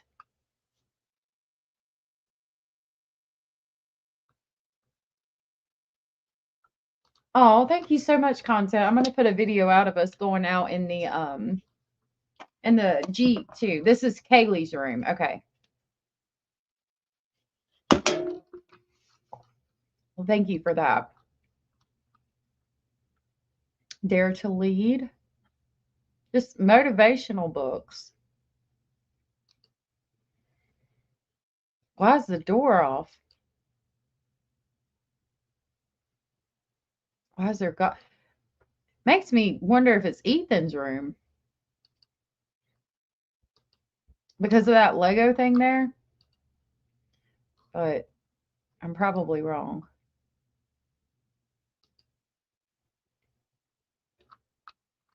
What is that? That's an evidence marker of something.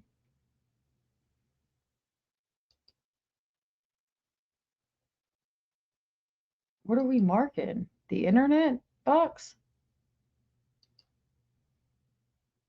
So they could be, I mean, of course, they're going to take pictures of everything, right? Because they don't know what happened in this moment when they're going through and taking the photos. So they've got to take a picture of everything as it was.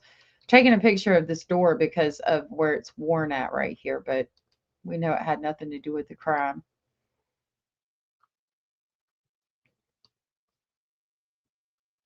Wonder why her closet doors are off.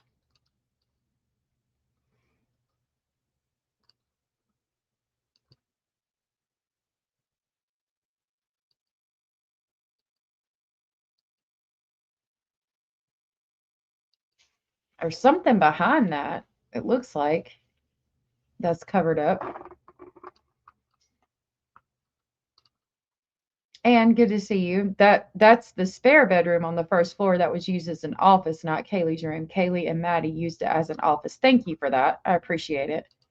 It looked like a spare room. Yeah, it looked like somebody didn't really hang out here a lot. So, okay. Thank you for that. That makes sense. Because there, yeah, like going back to the original pictures, there's a suitcase on the bed.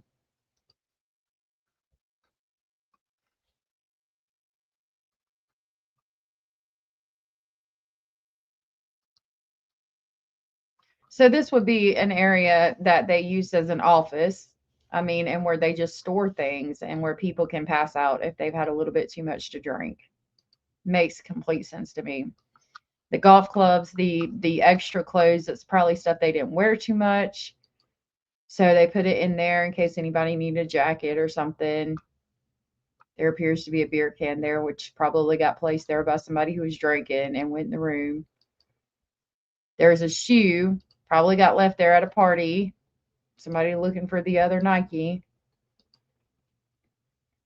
Yeah, that makes complete sense to me. That they used it for an office and that, yeah. Because it's not personalized enough to be somebody's bedroom, in my opinion.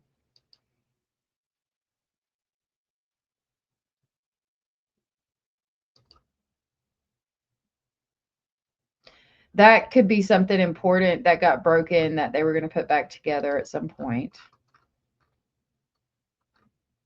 Okay, now we have...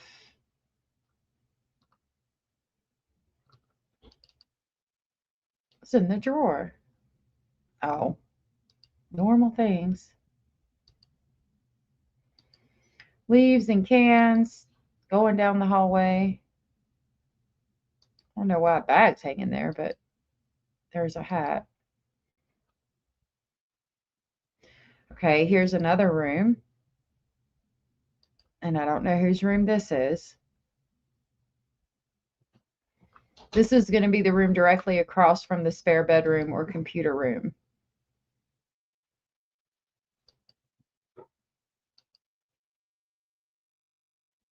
And this is a room that somebody used.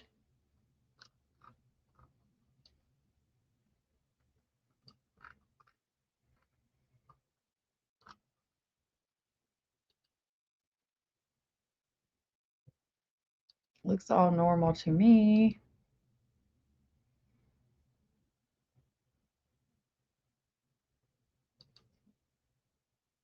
This might be one of the roommates' rooms. It looked like there wasn't anything redacted as far as the bed went, so it could be either Dylan's or Bethany's room. Let me see. Bethany's room. Thank you. Her room was on the floor, 3rd floor, west bedroom. Let me see. Let me write that down. Thank you.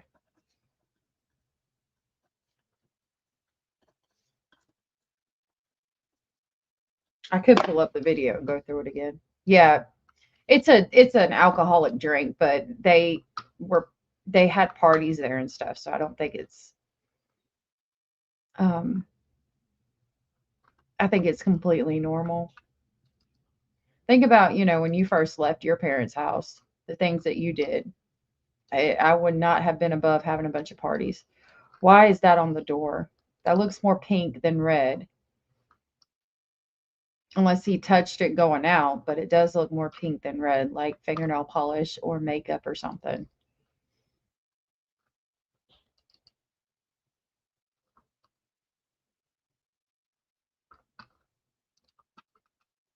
Let me see.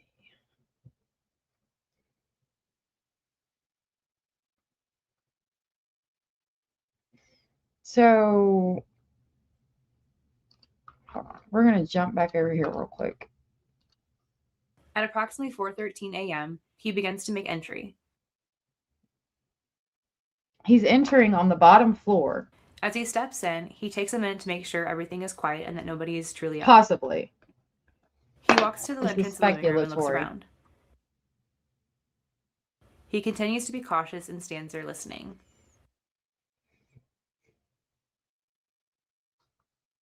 Feeling confident, he continues upstairs. As he makes his way to Maddie's room, the time is about 4:14.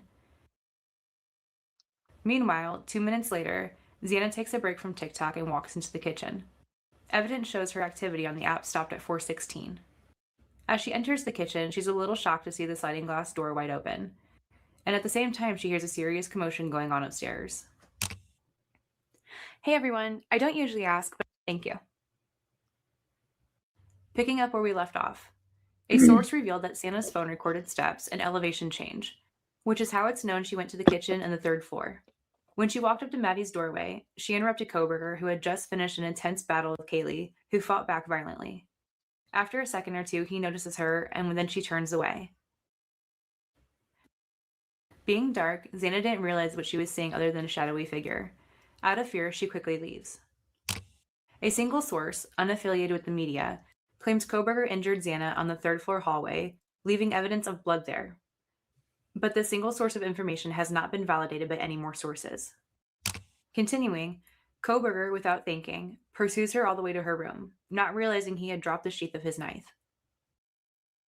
When he gets to the room, he attacks Xana, and the time is precisely 4:17:30. We know this because of camera A captured the sound of screaming and the thud.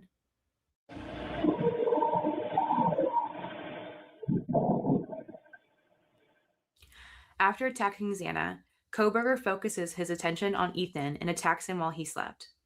Afterwards, Koberger must have sat down in a chair according to a report, which found blood smears on Xana's chair, perhaps from the exhaustion of what he had just done. This source also says that blood from the 2 roommates upstairs were found in Xana's room, showing that it was one person moving from one room to another. Koberger sitting down was for less than 30 seconds. As he gets up to leave, Dylan, hearing the commotion from Xana's room, gets up out of bed and goes to her door to look out into the hallway. She freezes and sees Koberger as he walks by and exits through the kitchen. She immediately closes and locks her door and retreats to her bed. All right, let's jump back over here. So this has got to be Bethany's room.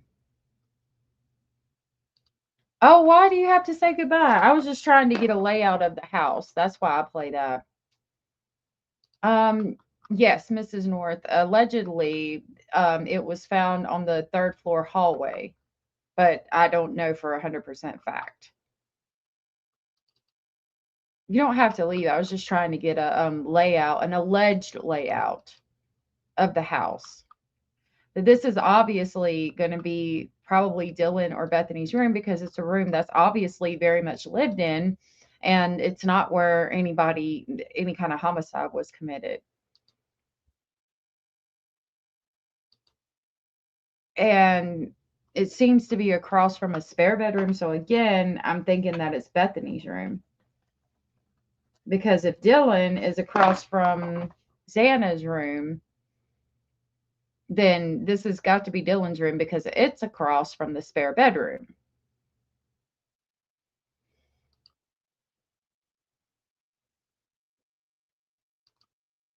And I don't know, I mean, like I said, obviously they're taking pictures of everything to try to see because you never know what's evidence. But I don't know what all we would get from this, considering that this is not where any kind of homicides happened.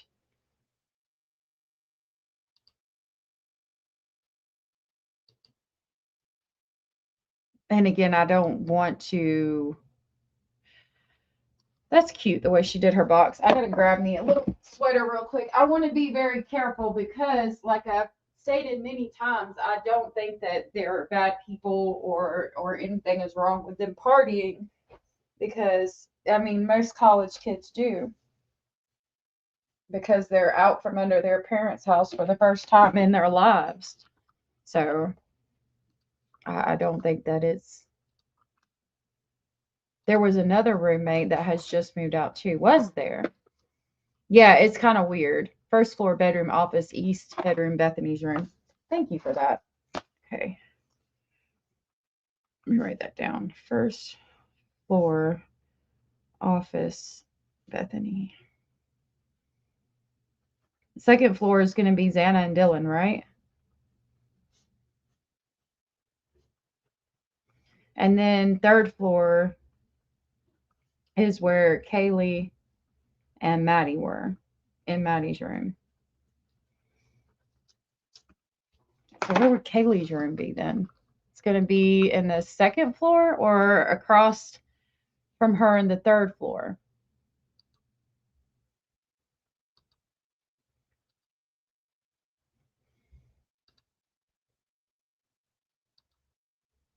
Yeah, I don't see anything of importance in here because they've just got to take pictures of everything.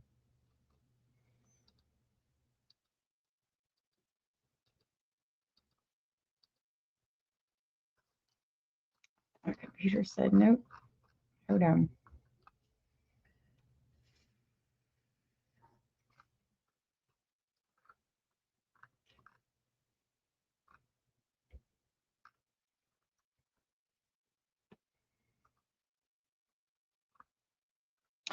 Why did you just do that? We're up at Maddie's room again.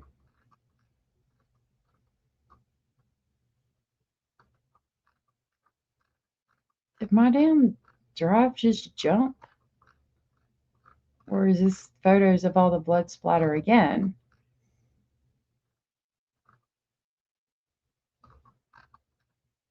Nope, it jumped. We've seen all this.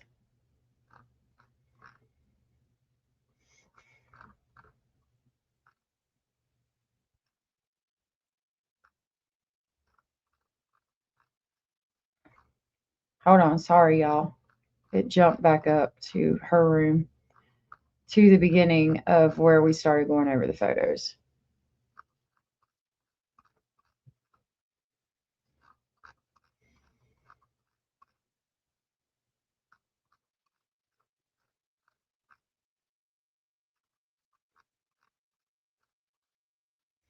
There was a lot of photos of Maddie's room because that's where the most brutal attack happened. And that's where she fought back. So there was obviously a lot of blood evidence there. Now we're at the spare bedroom again.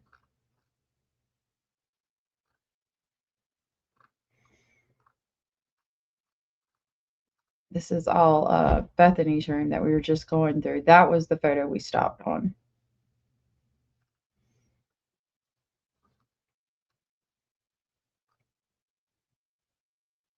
What the Sam Hill? Oh my God. Hold on a minute, y'all. Really? No, I did not hear that. Let me refresh this. So hopefully it will stop doing this.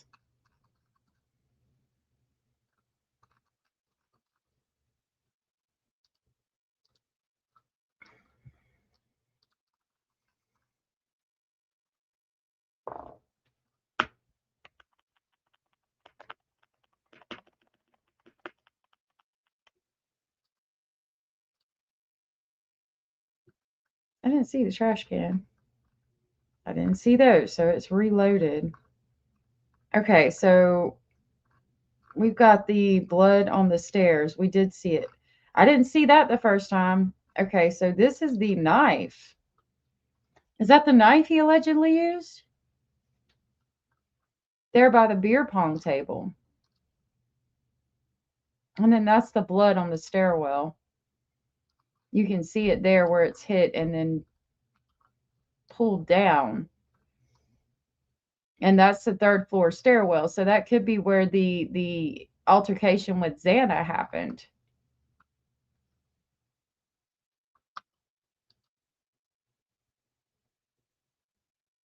Because whose blood would be on the third floor stairwell? Unless it's from him, but that's like blood splatter where it's hit the wall and ran down. That looks like it's from some type of altercation. And then there's the knife. I didn't see that the first time. But it don't look like it has blood on it. So unless he cleaned it off, it's got something on it, but it doesn't appear to be blood. But that could be blood underneath. And that could be blood splatter 1, 2, 3. It could also be some type of red fruit drink or red alcoholic beverage, considering that it's on a table.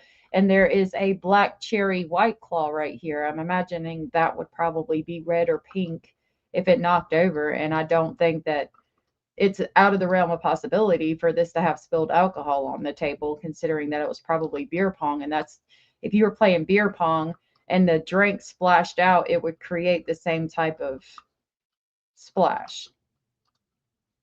Hunter Johnson.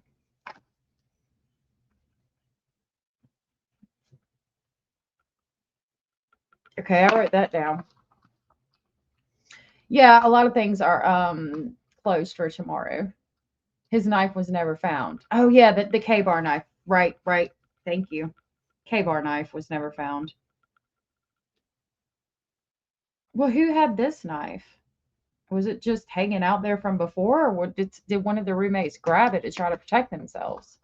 Yeah, it's just a lot of this is just crime scene documentation, but when Hunter went to check on Xana, he grabbed a knife. Thank you. Okay. And he checked their pulse and allegedly got blood on himself. Okay. That makes sense. Right. This is the steak knife Hunter Johnson put there when Nunes and Warmer were there. Okay. Thank you, guys. Yeah, it makes... Now, what is this?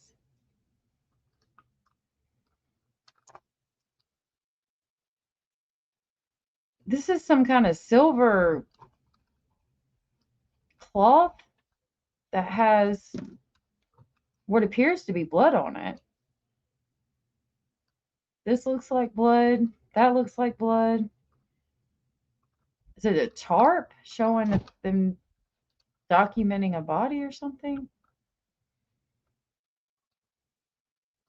So this is them documenting it on the stairwell. How would it have gotten on the stairwell? I mean, I don't see... Hunter might have grabbed the knife and checked their pulse, but I don't see him like flinging his arms or anything to where blood would get in the stairwell from him. Body bag, thank you. See, I need y'all here with me to help me and be like, look, stupid, it's a body bag. Hello, lady. Hello, dumbass. Just kidding. Thank you, guys. I appreciate it. Abraham, it's good to see you. Maybe it was used to cut lemons from a prior party. Maybe. Only ever seen black ones. I know, right? Yeah. Boris. Hello, Boris. Somebody named Boris here? Okay. I don't know why these didn't show up the first time. I have to refresh my page.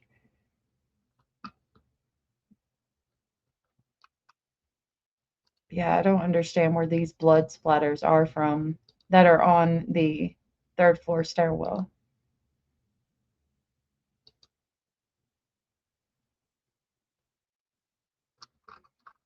See, they're even over there. That's like from some type of altercation, unless it's like red fruit juice from beer pong or something, but that looks like blood to me.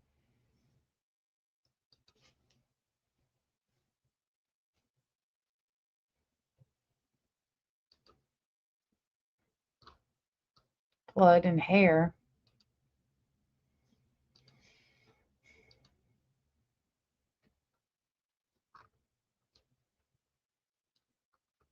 That looks like blood to me, but that looks like spilled drinks.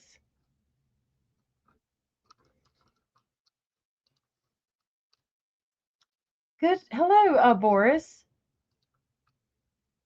Good to see you. Nice to meet you, Cast Off. So who would have been, if it's Cast Off, who would have been attacked in the 3rd floor hallway, unless it was Xana? Because that's the 3rd floor stairwell. And why is there blood on the table like that? The beer pong table.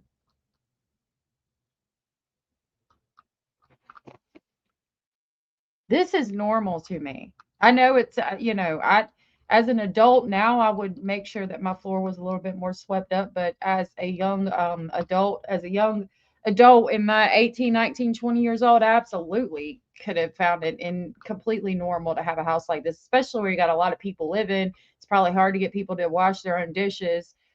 People getting up in the middle of the night that could possibly be intoxicated, hungry, got the munchies, making something to eat. Completely normal.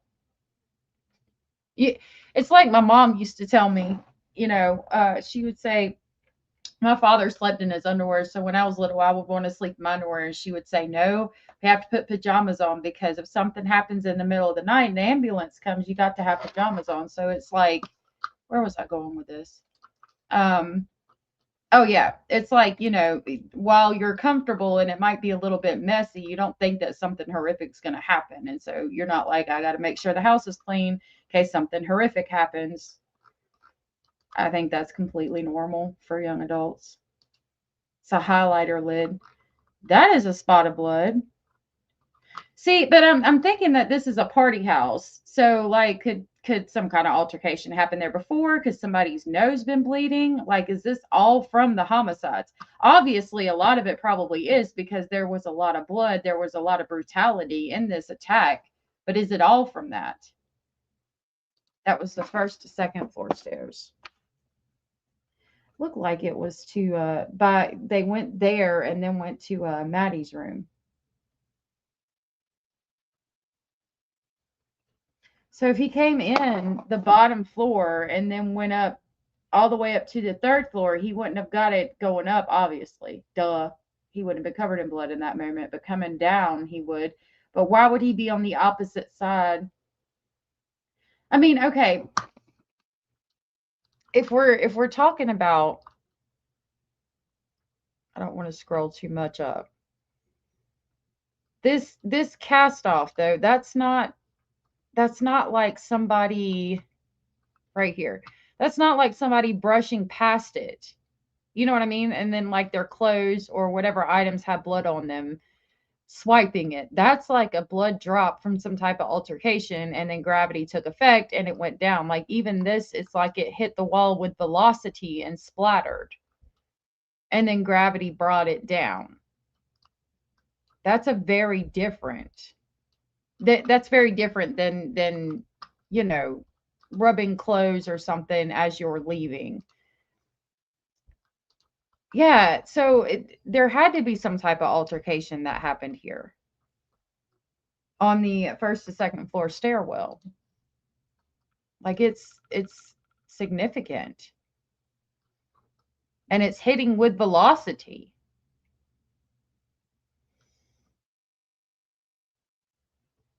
So unless Xana was attacked like that video says at that spot. I hate that it jumped, but I don't want to miss. Here's where they marked that blood spot. Who would have gotten blood on them standing at the kitchen counter? That could be where something touched. That's a lot different looking to me. Like that one specifically right there, that's definitely blood, and that's blood. But that could be where some clothing or something touched.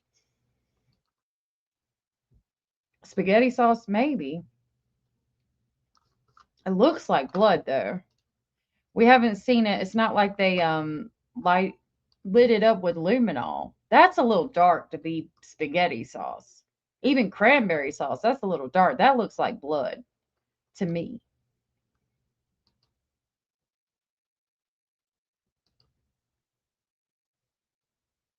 That is not. That is somebody's clothes rubbing. You can see the swipe mark with the clothes. Somebody's shirt or glove or something hitting, and there's swipe marks.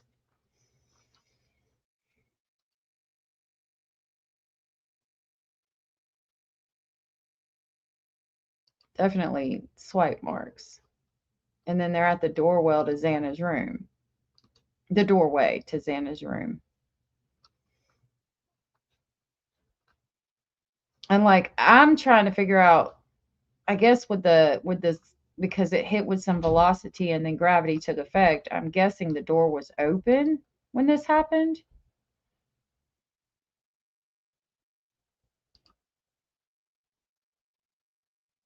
Doesn't look like he wiped anything off and stuck it in the trash can anyway.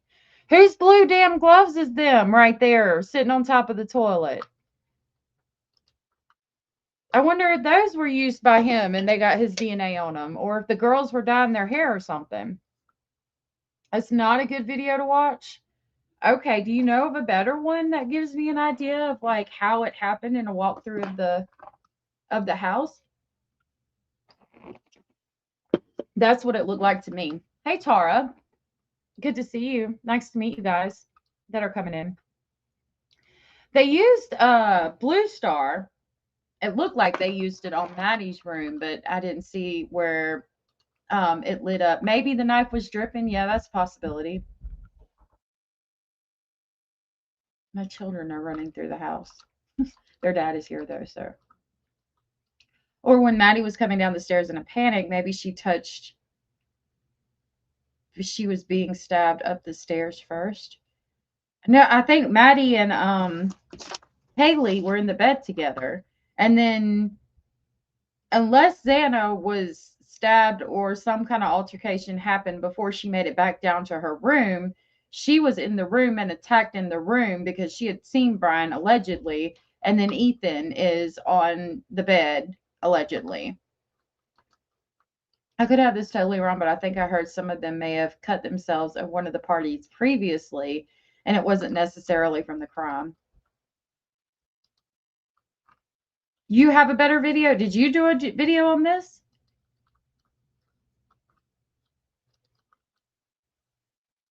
I don't remember if I've heard that or not, but I don't think it's out of the realm of possibility, Abraham.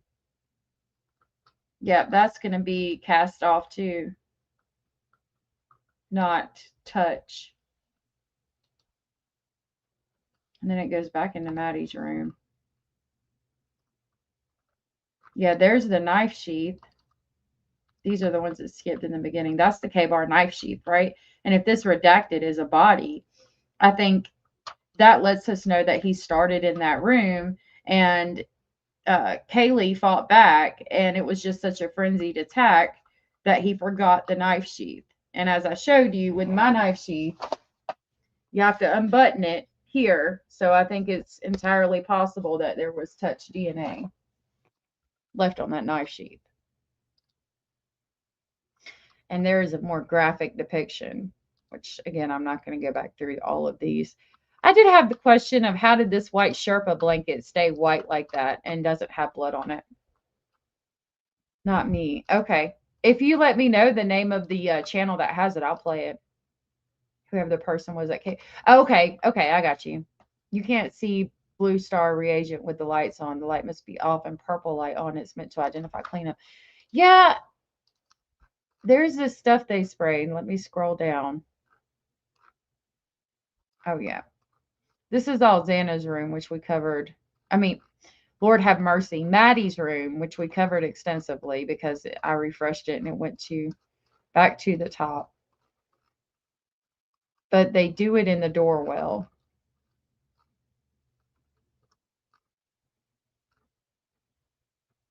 And it's before we get to that.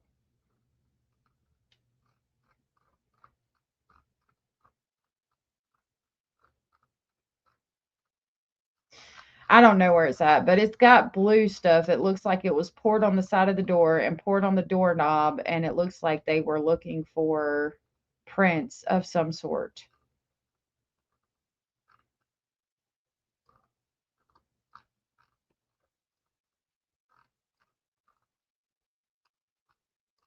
That's with the lights off. It's in the video I did going over the photos, Abraham, but they poured something that's like blue all over the door and in the doorway to see if it looked like it was one of the products they use that react to blood.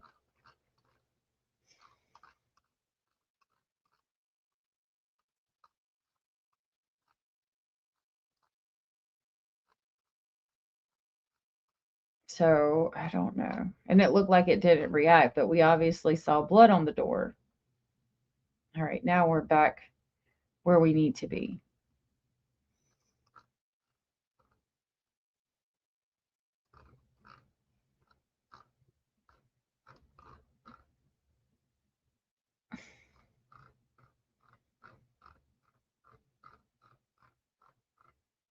Like, am I confused?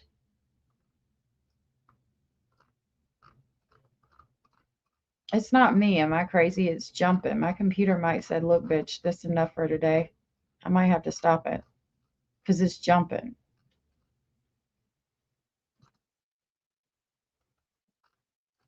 I might have to go through and wait for it to load and download this shit. Yeah, it keeps jumping. Lord have mercy, Jesus. It's called Amido Black, and it reacts to proteins. Okay, that makes sense.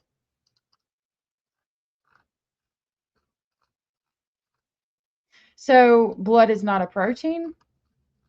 Because it doesn't make sense that it didn't react to the blood. We're going to scroll down as far as we can, and then I'm just going to start clicking over. So maybe it'll stop doing this, because I don't know why it keeps jumping back up. Unless this is a repeat, which I was trying to figure out, but I don't think it is. I don't know why they would go back up and repeat the blood evidence in Maddie's room when we haven't even got to Xana and Ethan's yet.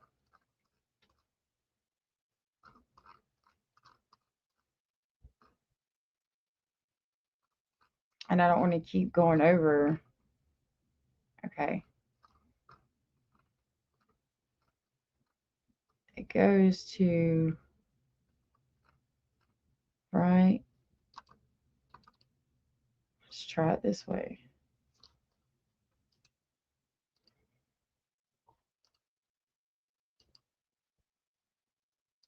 So this is Bethany's room, and there's just normal things for a normal girl, I think. There's nothing of evidentiary value in here because he didn't go in here. This is just her stuff. And there's beers in the room, which tells me that, you know, like a normal girl who has parties at her house, she had some alcohol in her room. Her room's relatively clean, though. Don't do this to me. Don't be stupid.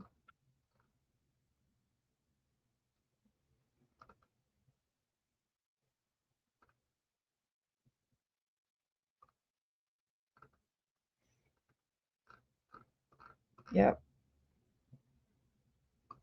It's jumping. I don't know if I'm going to be able to keep going through it. I'm going to have to go through and download them. Just being honest. What? I can't help it. At the same time, I probably won't even look at them because it was traumatized me. It's so weird.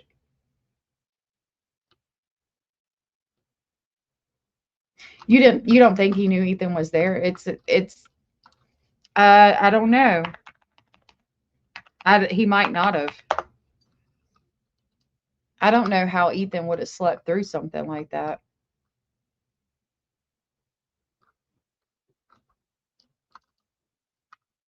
I'm going to try one more time, but if it doesn't load, I'm going to have to go through and download them later.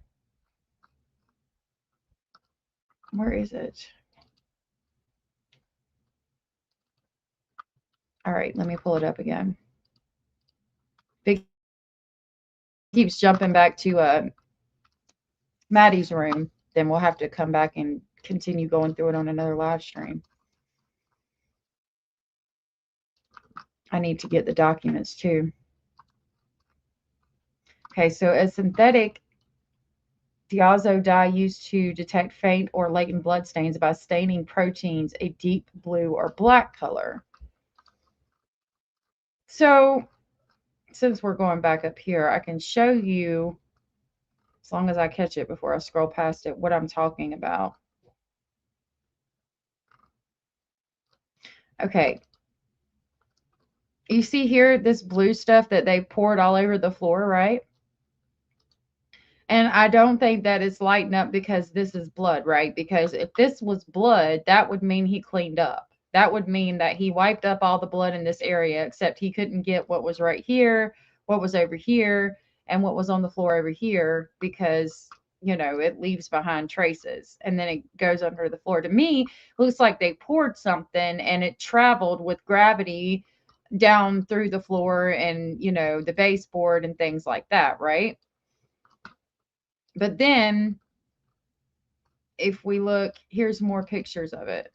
Like they poured it on the door. That doesn't look like, in order for it to be blood right there, somebody would have had to been basically up against the door and like shot themselves or something for it to splatter like that significant and run down the door and then be piled up like that. That's something I think they poured to get a reaction like you were talking about, right? And then here on the door frame, you can see it poured down the door. Now we know for a fact that this is blood. It might be that right there, but there is blood on the door. But it's not reacting any differently there than it does over here. So what is this to try to trace? Like if it's blue star and it is lit up right there because that is blood, then does that mean all of this is blood and this is blood and this is blood all over the floor? And if that's the case, did Brian Koberger have time to clean up? Because if we scroll down and my computer stops being a little moody computer, we'll be able to see on the door frame where they line out the blood stains. Hold on. Right here. So here they're pointing out the blood. They're marking it, right? But it didn't seem to have a reaction with it any different than what was poured on the floor. That looks like there's even blood stains by the attic. All right, let me see what y'all are saying. Hey, you two bad actors. I think he's guilty. Yeah, I think he's guilty. So if you think about it, he either committed the homicide of Ethan first, went upstairs and murdered Kaylee and Maddie while Xana was getting Dylan. Then Xana heard and she was last, or what's the other explanation?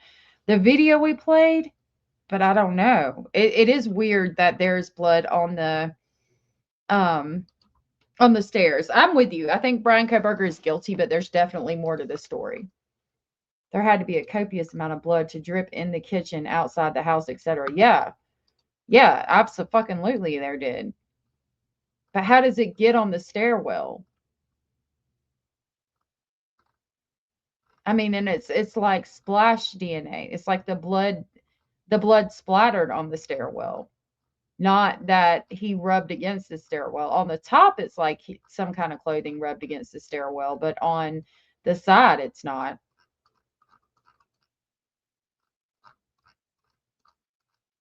That's all the blood splash patterns in Maddie's room, and we've talked about that. That's the spare bedroom that we've talked about. This is going to be Bethany's room, and it's not necessary to go through all that, I don't think. Oh, wait a minute.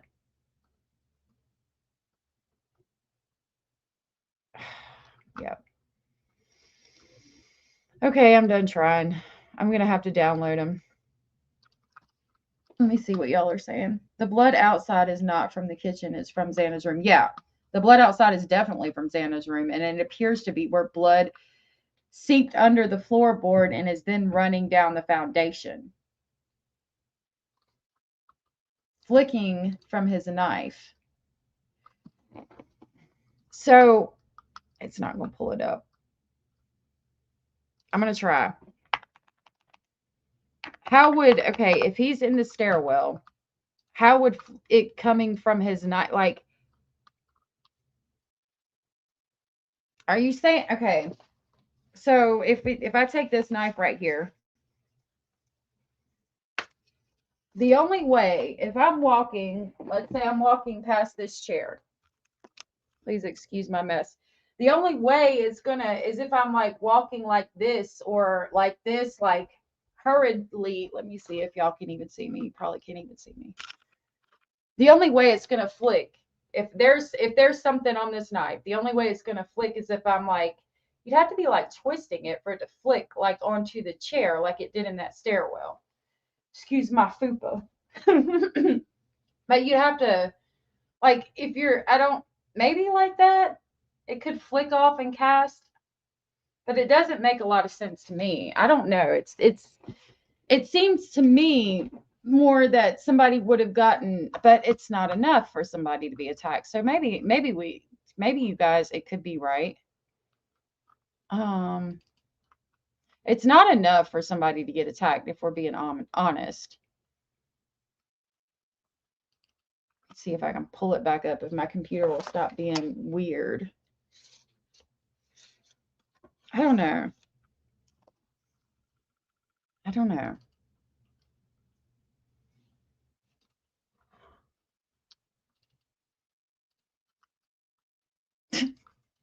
Cast off, right, but how is he walking past the stairs for it to be cast off like that? I mean, from the knife, like, unless he is,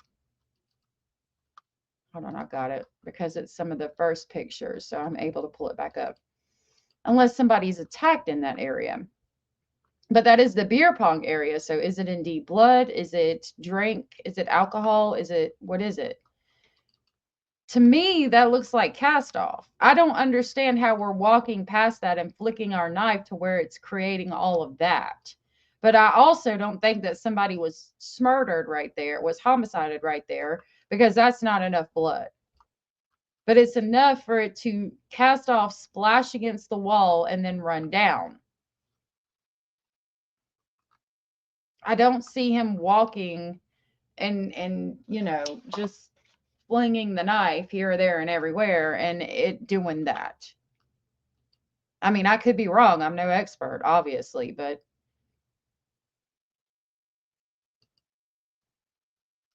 and see, then it's on the wall there. So how the hell did it get all the way over there? Unless he's like fling it like, and the only way that would happen is if there is some kind of altercation. Hey, OG Earthy, good to see you. That's what it looks like, but I mean, not enough to commit, not enough for somebody to be deceased. I'm wondering if Xana was attacked there and then ran off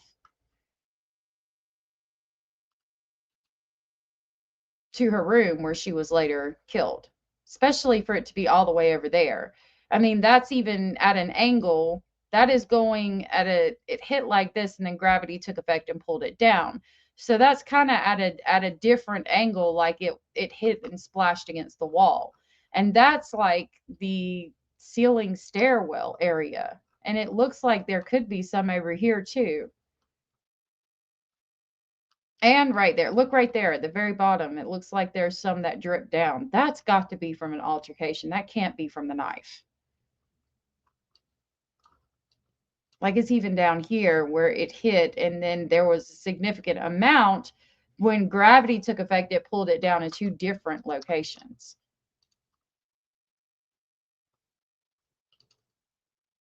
Xana's the only one that was out of bed when attacked. I think so too. That's what I'm wondering, Nubia, if he was chasing Xana. He got her and attacked her somehow, and she ran into the room because she is the only one that was attacked that was not asleep and out of the bed. See, this is cast off. I mean, maybe I could see how maybe that could come from a knife if there's a significant amount of blood on the knife and it splashed against the wall because it hit at an angle such, but not all this other stuff.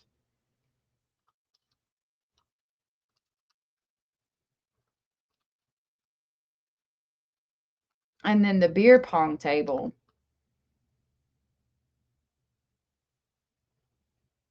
Like that's blood. And that was a significant drop. That dropped and then went that way. Looks like with some velocity because keep in mind this table's flat. So that looks like it hit with velocity. Now that looks older and could be juice maybe. That's not, with it being white in the middle, I think that's juice or something, but that looks different. I don't know. Maybe they are the same. That looks like blood to me. And then over here,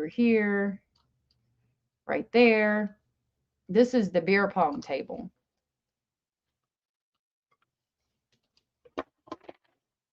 Is Kaylee's blood on the beer pong table? Where did you hear that from? Some, like, is it from the party? A different party? Could be.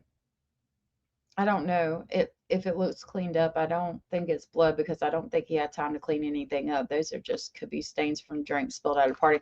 Very well could be because I don't think he had time to clean it up either. And this part is white in the middle, like it had been cleaned up. So it very well could be from a drink, but that just looks too dark to be from a drink to me. But I definitely could be wrong. I mean,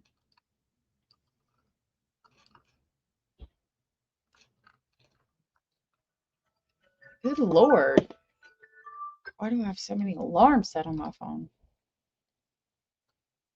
Now, this is where, like, he swiped across it. Somebody swiped across it that could have been bleeding or had a lot of blood on them. And then right here, you see it too. But I don't think that that's cast off at all. You read it in the forensic documents. Okay. Okay. So Kaylee's blood.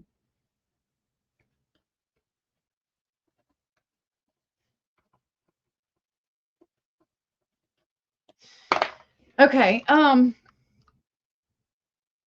Chasing him mad. His careful plan destroyed. You got a point. You got a point.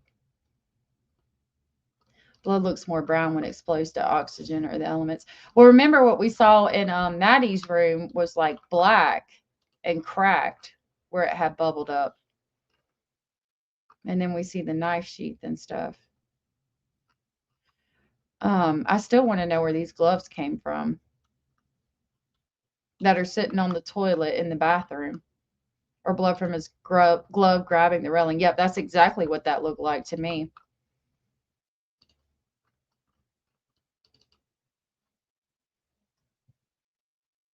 Yeah, it could be, this could be the thumb and that could be the pointer finger. Mm-hmm. I think so. Oh, maybe the paramedics. Yeah, that makes sense. Trying to save them.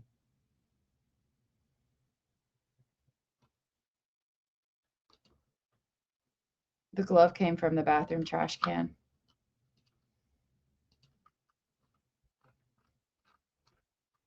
There's 2 gloves here.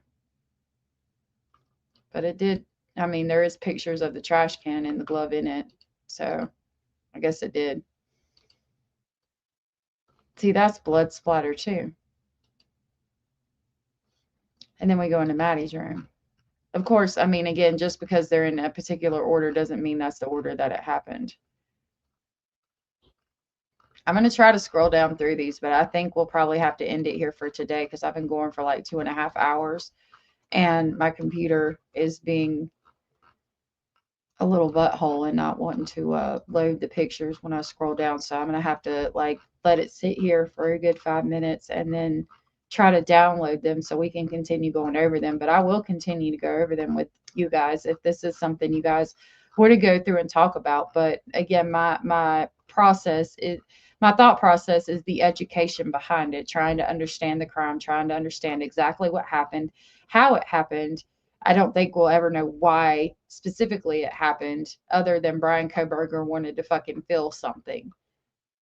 I don't think he had the capability to feel anything, especially when you're trying to impress a girl by telling her she has great birthing hips.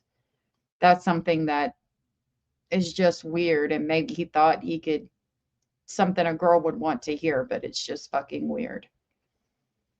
So this is Bethany's room. Again, I don't think it's very, we don't have to go over it. I'm trying to see if my computer will not throw me back 500 feet in yards if I do just look at it. I have it on my Discord somewhere. I need to read it. My house would be the easiest place to identify a crime scene because I keep everything neat and organized. Yeah, I try to. Like, I mean, you know, we just moved and I'm still working on getting things the way I want them, but I try to. I think it would be easy to tell if something was out of place. Once I have everything, it's not going to do it. Okay. Let's not be jumping.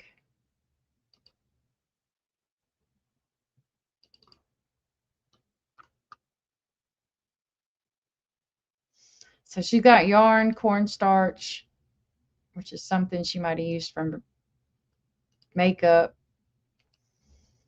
stuff in her dresser, jeans, clothes.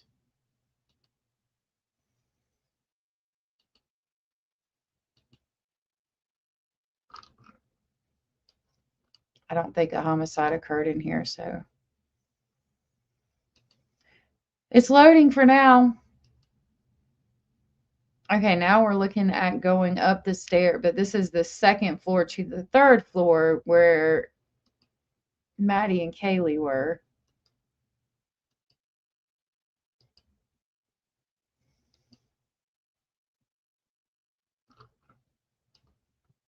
That looks like blood right there. That could have dropped off the knife. That's just dirt. There's a photo in little refrigerators because they probably had their own little refrigerator with drinks like I have over here. Some kind of tape on the wall. I don't know if that's marking blood. Yeah, that is because they've got their stickers there pointing to the blood. So there's 2 drops that go down here too. Y'all, I really think an altercation happened in that hallway. I thought safety as well and like bodily fluids, but they leave stuff everywhere. Yeah.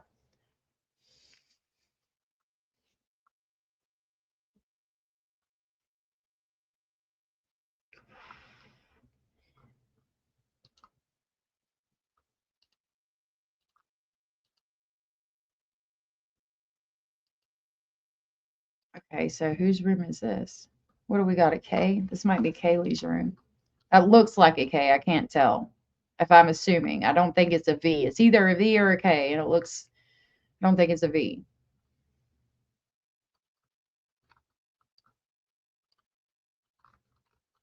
Is that blood? That's marked and maybe is one of those photo things. That looks like something in the window there. Oh, shit, son. Okay, so this has got to be Xana's room. You got to look. I know I look weird looking at it sideways, but there's like luminol all on the floor. And you can see the tape because it's sideways and I don't know how to fix it. I can't fix it. Oh, don't tell me all these are going to be sideways.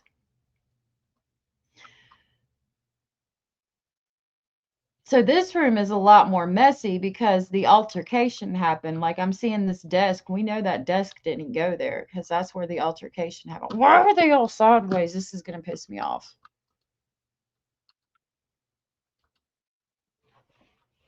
I'm going to have to fix these. Oh my God, you can see the blood pulling up on the floor. Stupid. Don't be stupid. All of these are sideways. What's up? Stop.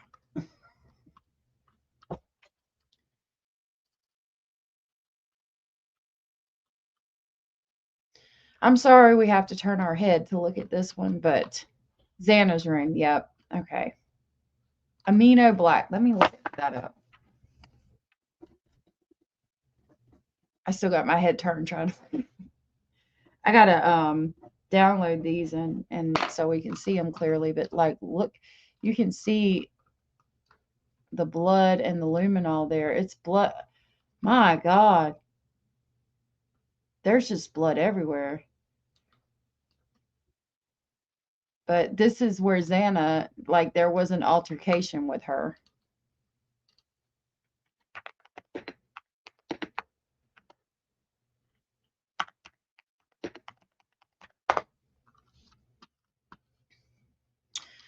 So Uncle Google says amido black, also known as acid black 1, is an acid diazo dye used primarily in forensic science to detect and enhance latent blood marks. It stains proteins such as those present in blood, creating a dark blue or black color. Amido black can be supplied in various formulations, including methanol-based and water-based, and widely used for developing bloody fingerprints on both non-porous and porous surfaces.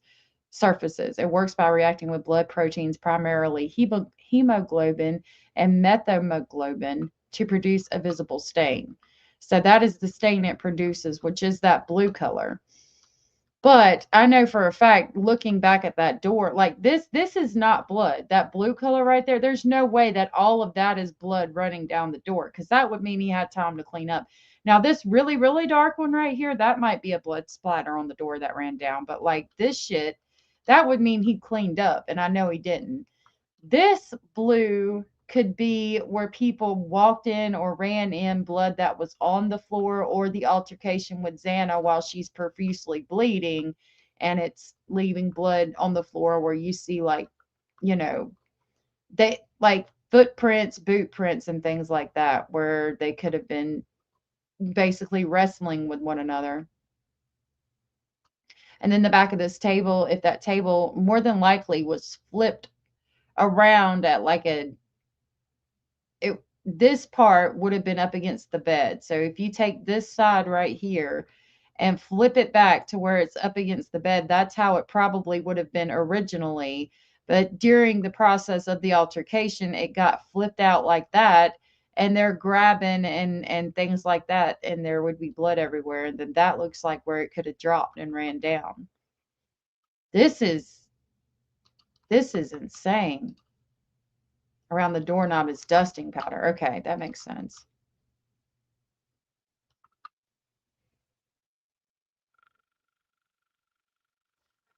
So where it's like around the doorknob, it's not quite as dark as it is in some of the other spots. You're saying where it's like really dark.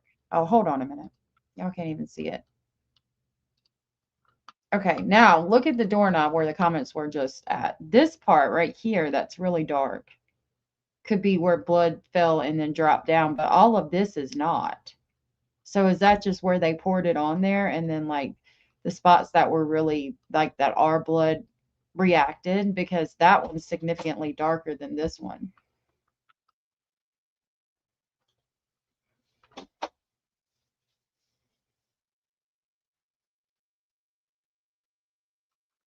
It's even on the door, on the wall right there. I mean, it's just every fucking where. Which, if this is the room where it's running out the foundation and onto the ground, look at it over here, all the way over here against the wall. My God. Yeah, this one I'm probably gonna have to come back tomorrow so we can go over this because we've been going for almost 3 hours. What are you looking for? Andy. It's not in this baby. Christmas stuff is put up. Here. That's all I got left. Out of my whole sock. No, I don't think so. I got more somewhere else, but that's what you got for right this second until I get done. I'm almost done. I'll help you find the rest.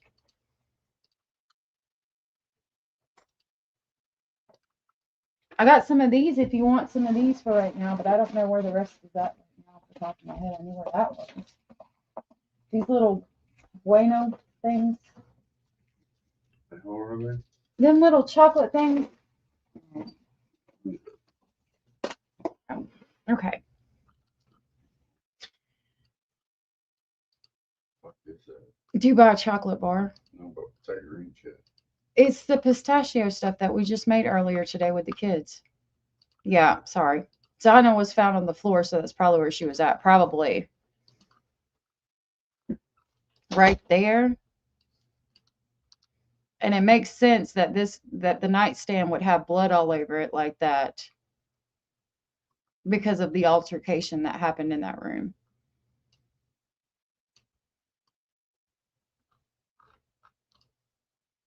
I gotta flip these around.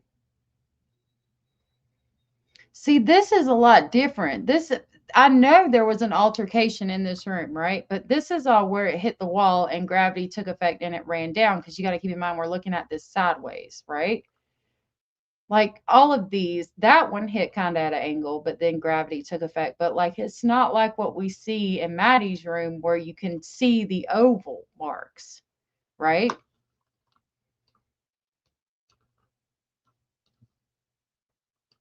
And see there on the floor, that looks like big puddles of blood. And I think that's where she was laying. Here we can see where it kind of goes up under the floorboard. And that could be where it ran under the floorboard. And then we see it on the outside dripping down, unless it's up against this wall and Ethan is here. And then it ran through the mattress like some of y'all were saying. But that looks like a window right there. Unless it's something hung on the wall. I don't know. Yeah, that's something hung on the wall. So it's not the window. So the blood that's on the outside of the foundation running down could be from the bed, where it ran down and seeped through the bed and then is running out the floor.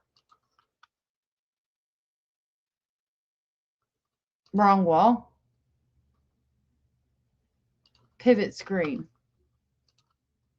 How do I do it? It won't let me right click on it.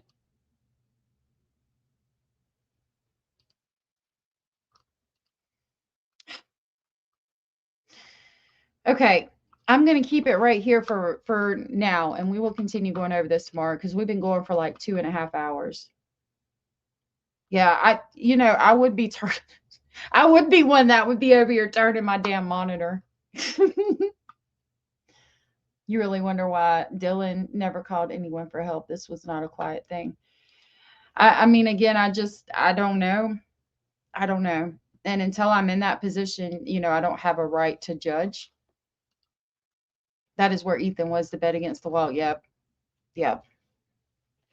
I don't know why things happened the way that they did, but I don't have a right to judge it either. You know what I mean?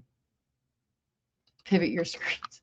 Yeah, I'm going to work on getting those to the correct, the way they're supposed to be, where it's not like that. Okay. Yeah, pivot your screen. Hey, Rubber Ramada. Just in the bushes, don't deal with this real well. Yeah, it's a lot to go through, but I think it's important for education because it helps us to understand the forensics and basically get an idea of how and why things happen the way they did. Because for me, I know for myself, I'm a very visual learner. So for me, I need to see things like this so I can understand exactly what happened. And I mean, I'm already noticing a lot of things.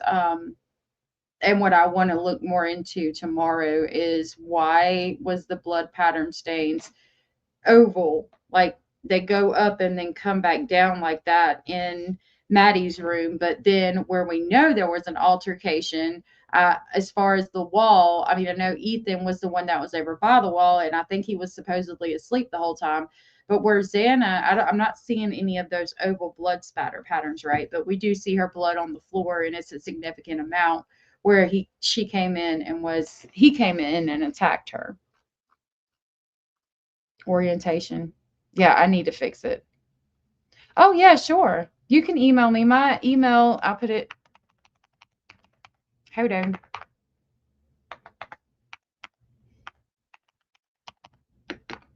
Yeah, please email me because, like I said, I don't know this case as well as some of you guys do. I came in really late on it, and I don't know. That's never sat comfortably with me. Why didn't these surviving roommates not call the police till the next day? Yeah, I don't know. And I've asked that question myself. I don't know. But until I have to be very careful because, like I was saying earlier, with them having altercations with the police, and the police being like, I'm going to contact the school if we get called again, and you'll get a misdemeanor charge, and the school's not going to want to hear, they're not going to like to hear that you got a misdemeanor charge because, y'all were being loud again. To be honest, as a young adult, especially when that thinks, you know how teenagers are. They think if you say anything to them that you're automatically mad at them when that's not the case. It's just how they take everything very personal. So while the police might not be being mean to them, they might think that they're mean, and they might not think that calling them is going to help in that moment. And plus, if you heard something, or if they did hear things going on like what happened that night, and people screaming and hollering and a lot of shit happening, I mean, I could see, I don't know that they would necessarily come out. They might be like, I don't want to die, so what do? I don't want to die. I don't want to open the door because there could still be somebody here, and I don't want to die, but I want to help my friends. And I mean, it's just a lot of, do I act like it didn't happen? Do I open the door and just go out? Do I call somebody? Who do I call? Would I call the police? So, I mean, you just got to think about what it would be like to be that age again. Yeah. I don't know. I don't know what I would do, and I'm not going to judge anybody unless I had been there. You know what I mean? Yeah, I've heard that. I've heard that allegedly he went there. I haven't seen proof of that.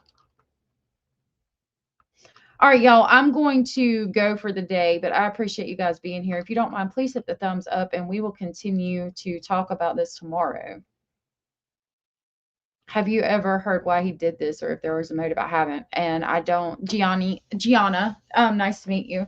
I don't know that we'll ever get a motive. I think he wanted to feel something. I think he planned this out. I think he tried to commit the perfect crime, and I think he wanted to feel something. I think he's incapable of feeling anything, and I think for him, he wanted to feel something, so he planned to commit a homicide, and he did, unfortunately. It's nice to meet you too. Dylan had really bad anxiety. I don't think any of us know what we would do on that situation. Yep. She said she didn't know if it really happened. Right. And then if it seemed like there was a lot of beer cans and things around, maybe they had a party that night. So maybe she thought it was a dream. I mean, I don't know because I wasn't there. So I have to be very careful.